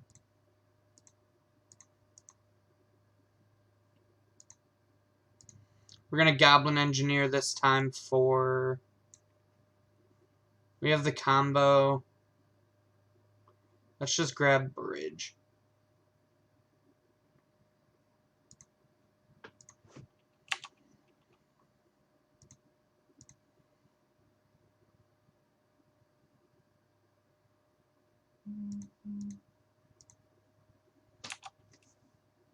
We're going to even just leave everything back.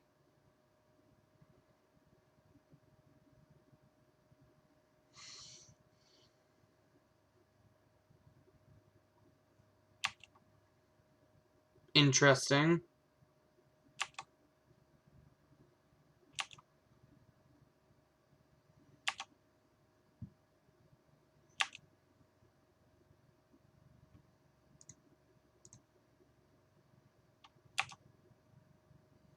Pass it back to our opponent.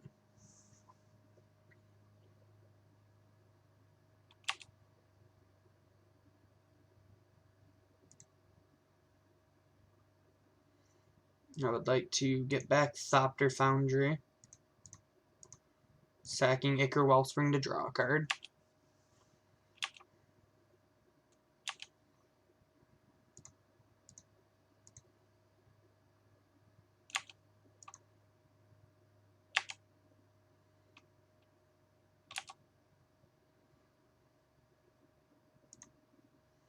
Alright, now hopefully our opponent will just concede to us, but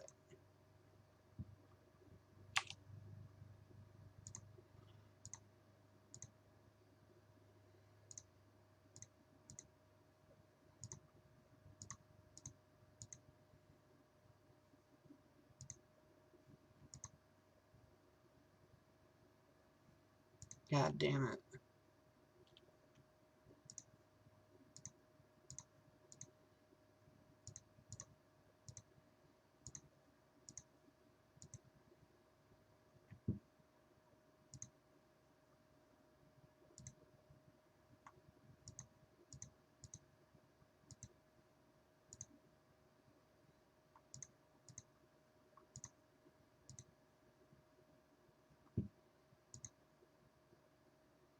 Alright, so we can just start spinning Urza now.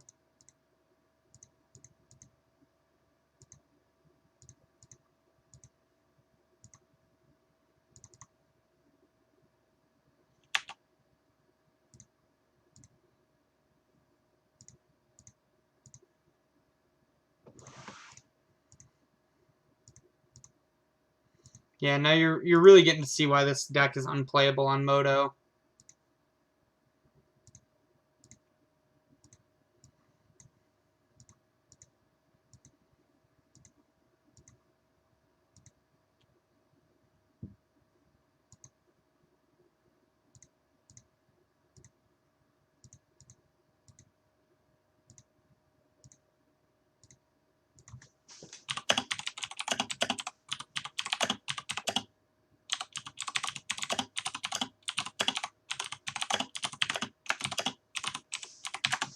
I'm going to just tell my opponent what I'm doing, hoping that they'll concede.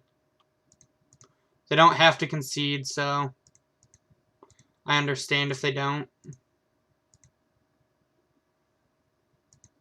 Yeah. So my opponent's not going to concede, so we're,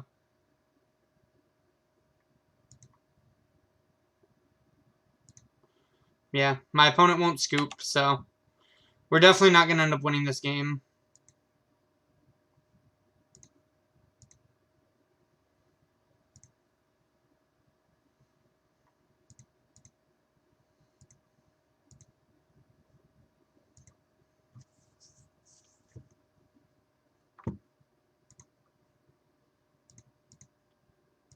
Whatever, I really don't care. We were blatantly going to win this game, but there's no way to, like, do this combo fast enough on Moto, unfortunately.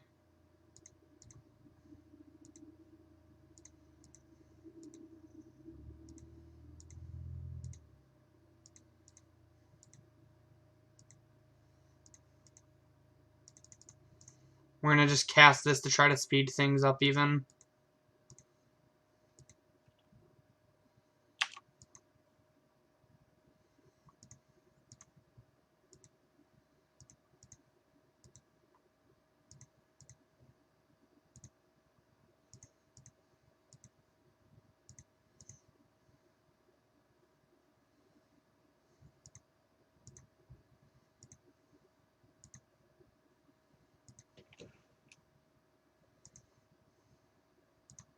Yeah, and that's why decks like this are unplayable on Moto, unfortunately, and why I really prefer Arena. Because I wouldn't have to worry about how long I take to combo here. Well, even on Arena now you have to, which I do and don't enjoy. Because it's nice for your opponents to like actually have to play a win con. But I don't know. I don't like that decks like this are virtually playable in paper. Are playable in paper and super good. But for reasons like this that they're unplayable online. Because like I'm not gonna have enough time to finish this. And my opponent won't concede to me, so.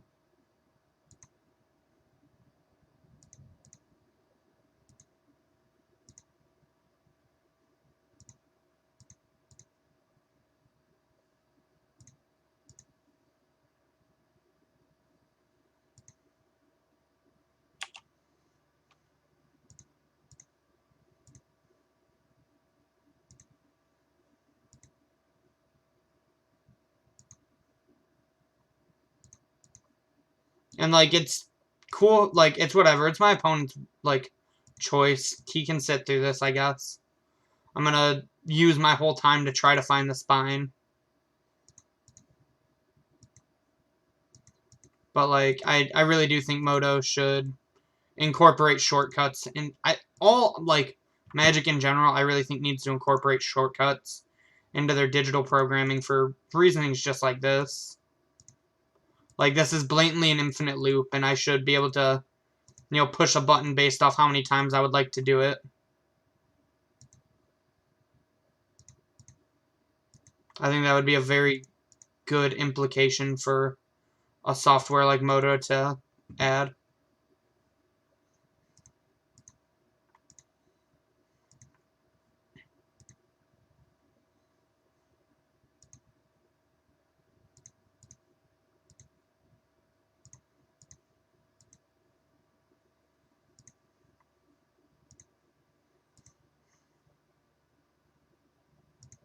I'm gonna definitely personally send a tweet out to the people who design Moto and ask them to add some way to demonstrate infinite loops. Because it's super unfortunate that decks like this are just basically pseudo-banned, even though they're not even that powerful. Because you literally can't do your loop fast enough. And I know plenty of people who only want to play this deck in Modern, or decks like this in Modern, but for exactly what I'm demonstrating now, can't play Moto.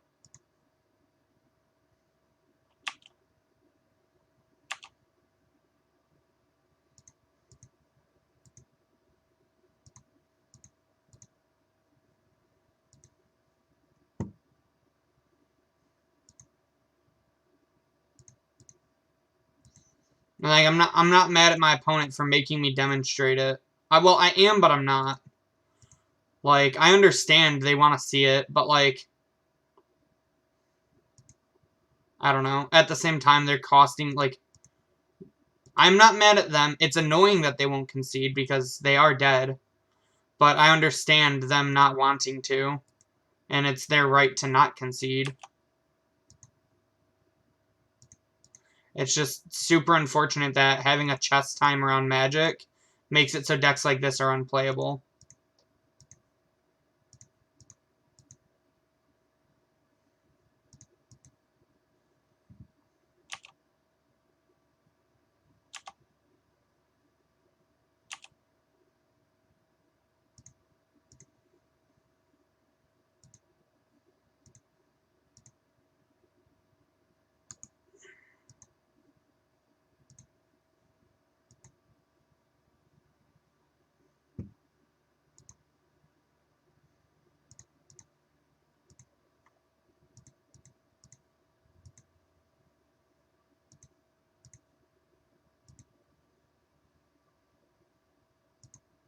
But yeah, I think this is a very easy style of matchup for us.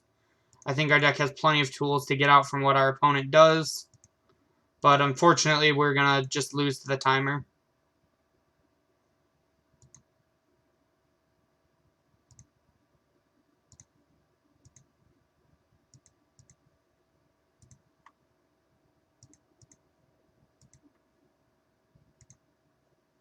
It's not what I want. It's not what I want. That's what I want.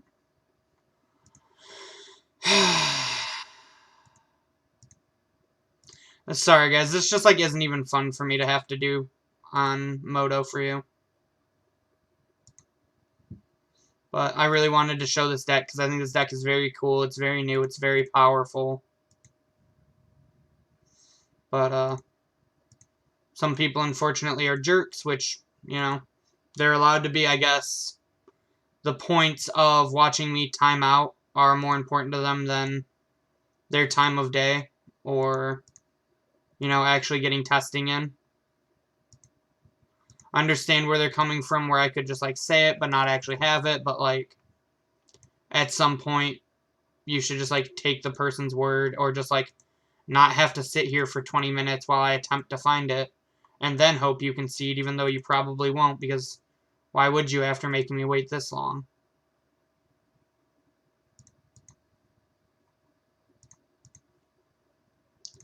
Yeah, it's just... It's super unfortunate that, like, decks like this get screwed because they're unplayable because of the way Moto works.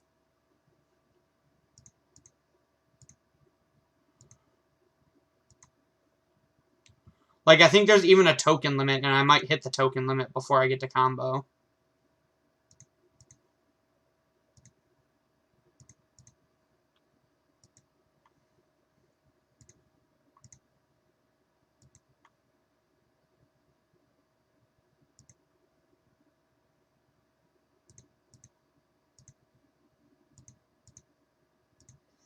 Like, it's not worth even saying anything to my opponent, so it's whatever.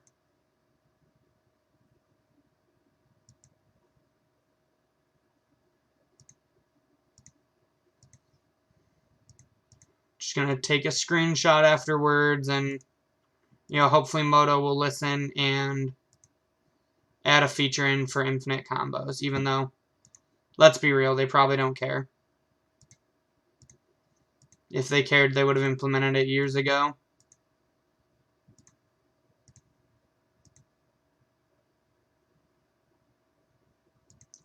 Sorry to be boring you guys with this. It's just, after this, it's going to be my third loss, so I'm just going to be done with the league after this anyways. So we may as well get some content out of it, even if it's just, you know, me dirtling around with things because my opponent won't give me the win that I rightfully have.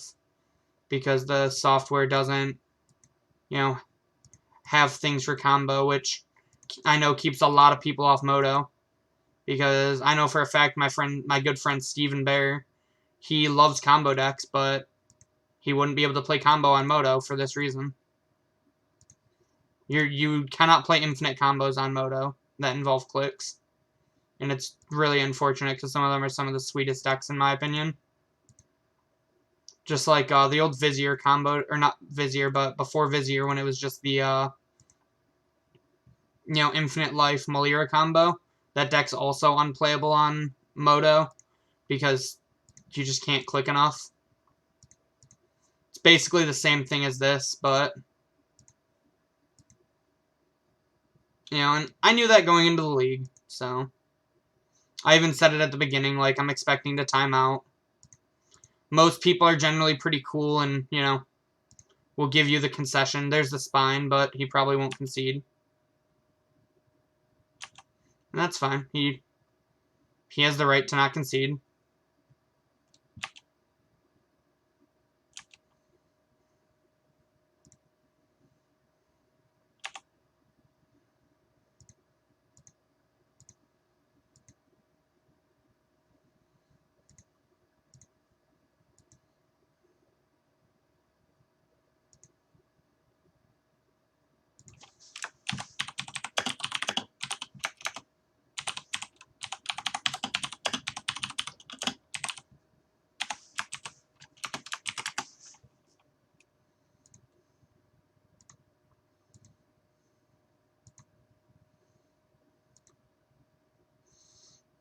If he doesn't concede, I'll just waste 6 more minutes of his life, I guess.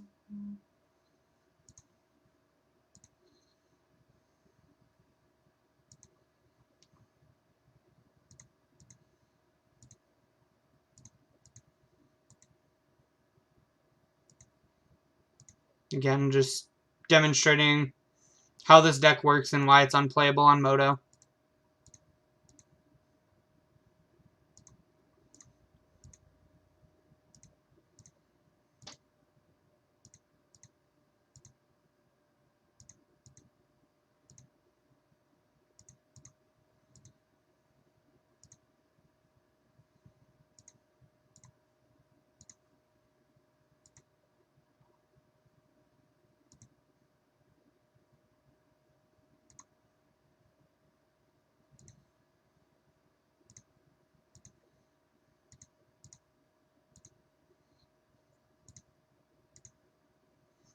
So yeah, I hope you all enjoyed the stream. I'm gonna do my general wrap up at the end of this, but you know, this is unfortunately gonna be the end.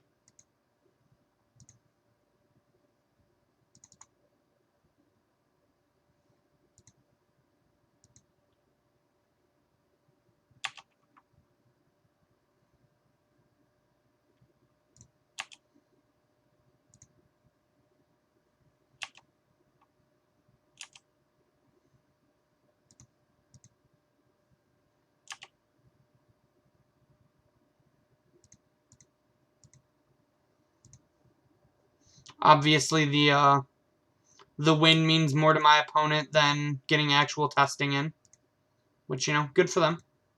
If winning back their $10 means that much, then they can go ahead and win their $10 back.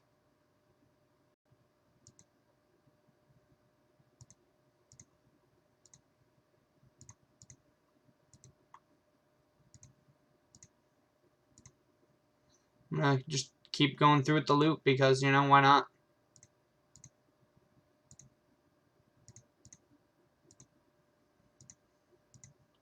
You guys get to see the sweet things that this deck does. So essentially, like, what would end up happening is I would just keep looping, and eventually I would just keep sacking the spine to psi enough that I would eventually blow up all my opponent's permanents, pass the turn back to them, and then the game would be over. But instead, because Moto doesn't have a way to demonstrate infinite loops, and our opponent refused to scoop to us, I'm going to just time out, and I will get a loss, even though I blatantly have the win in play. Because Magic Online things.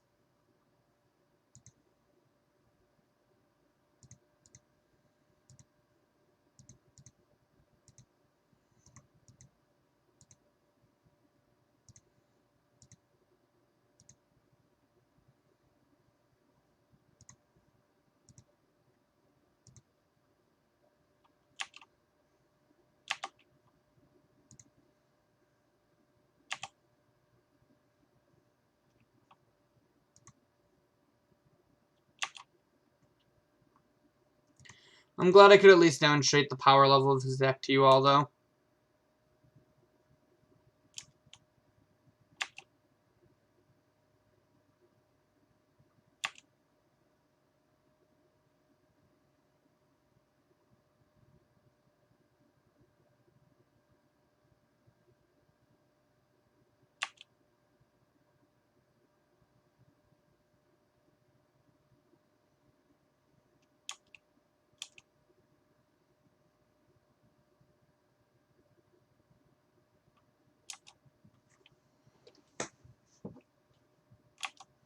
I didn't even mean to pass to my opponent, but it's whatever.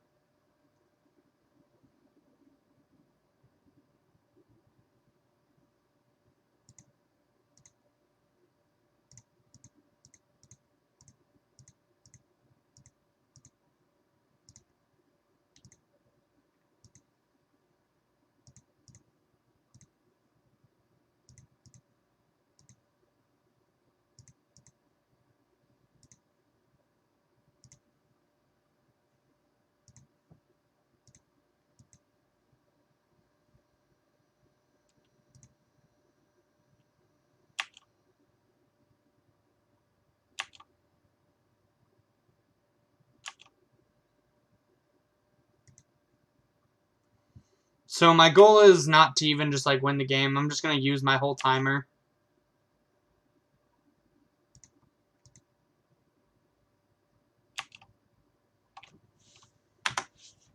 I'm going to take a screenshot so I can tweet it out.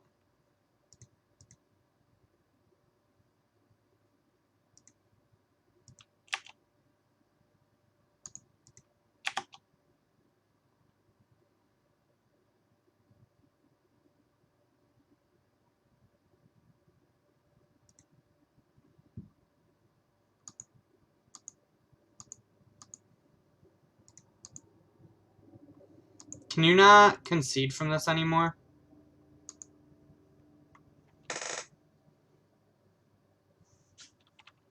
Yeah, I mean, you know. The win obviously means more than getting to test your play real Magic to my opponent. It's whatever.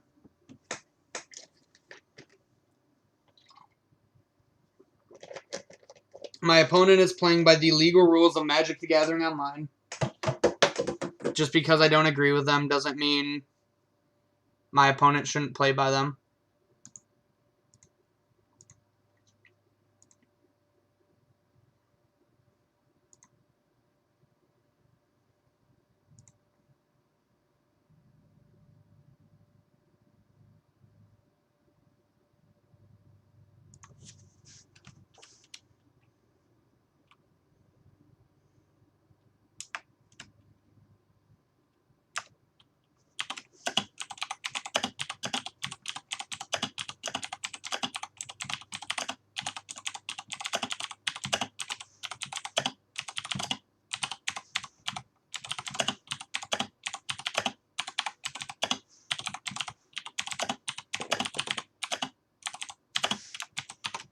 He's going to be a jerk, so will I.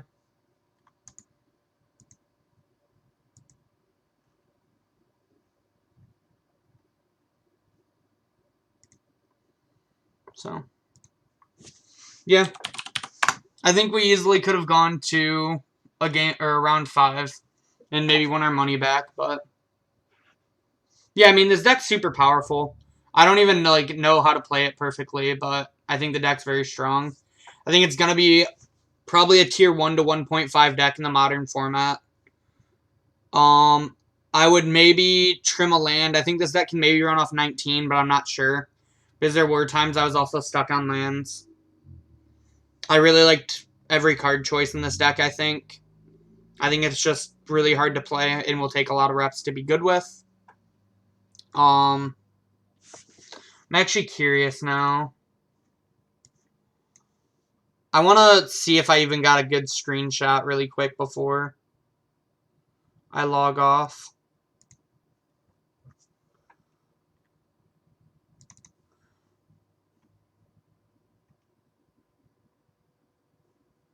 I mean, it's not great, but it'll work. I wish I would have gotten one before I blew up the bridge. No, I don't think you need a grid main. So, cards like Grid in the main, in my opinion, are things that people play, and like maybe on Moto, you have to play the grid. I don't know, like on Moto, maybe you have to play something else. But I don't think the grid's needed main, because Urza Spine does the job just fine.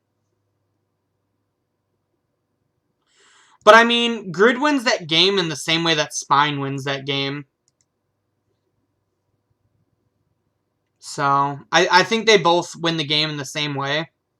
Where, like, it's just going to take way too much time on Moto.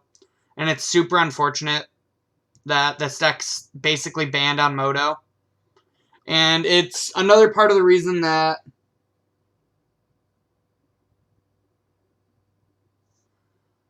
my thing is, like, sure, Grid technically wins faster, but Grid only wins faster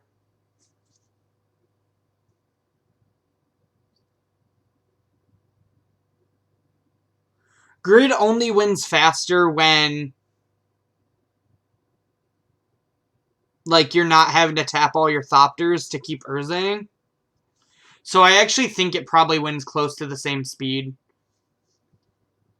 As for the Scrap Trawler, maybe, I kind of think it falls pretty close to, like, the Aether Grid, where it's just kind of like a win more card in the main.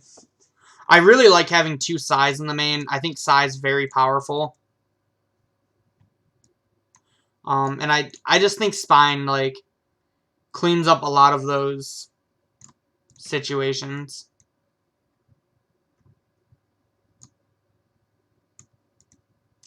So yeah, that's my opinion on this deck.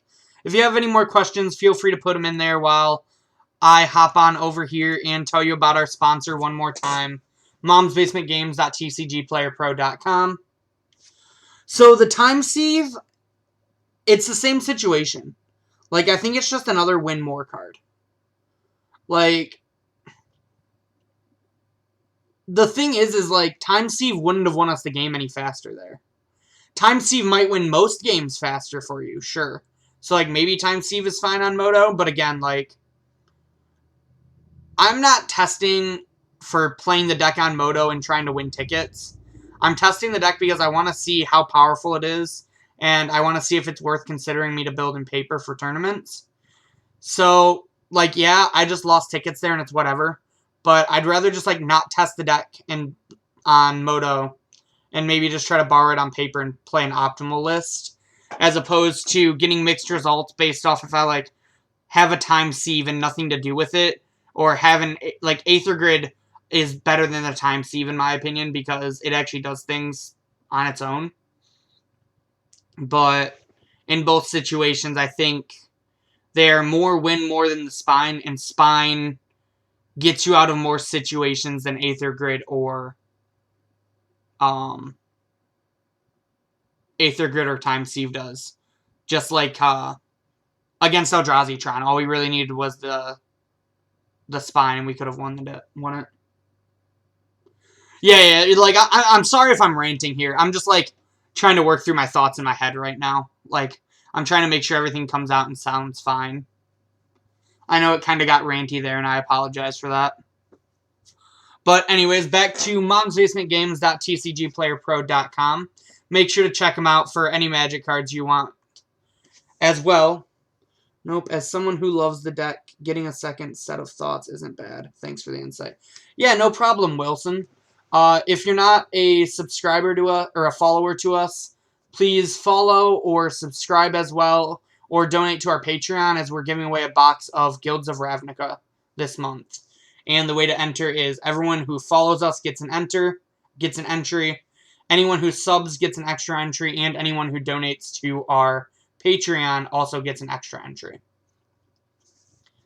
So for everyone watching on YouTube in the future, sorry you had to watch me click through all that and make my opponent's life miserable. But, you know, you just got to do that sometimes. But check down in that description box below for all the links I'm going to talk about. But try to tune into us live on Twitch sometimes. We would super appreciate that. As well as everyone watching on YouTube in the future and on Twitch right now, thank you. But I would also super appreciate it if you gave us a like on Facebook and followed us on Twitter at MomsBasementMTG. On top of that, everyone watching on Twitch right now, if you enjoy my content or the fellow Mom's Basement streamers, make sure to check out our YouTube page, where we have the best standard, modern, legacy, vintage, commander, and pauper content. On top of that, if you enjoy me, I would super appreciate it if you gave me a follow on Twitter. My Twitter handle is @RichardTMTG. I talk about Magic, League of Legends, memes, anything else you'd probably want to talk to me about. Hit me up. I'm always willing to talk. And if you're looking for more social media ways to find us, you can find Mom's Basement Games on Instagram @MomsBasementGames. And you can also find me on Instagram @RichieT2196. Alright though, guys, I think that's going to be it for me. As I mentioned, I'm probably going to hit a friend up and see if he wants to do lunch. So I hope you all have a wonderful time, and good night.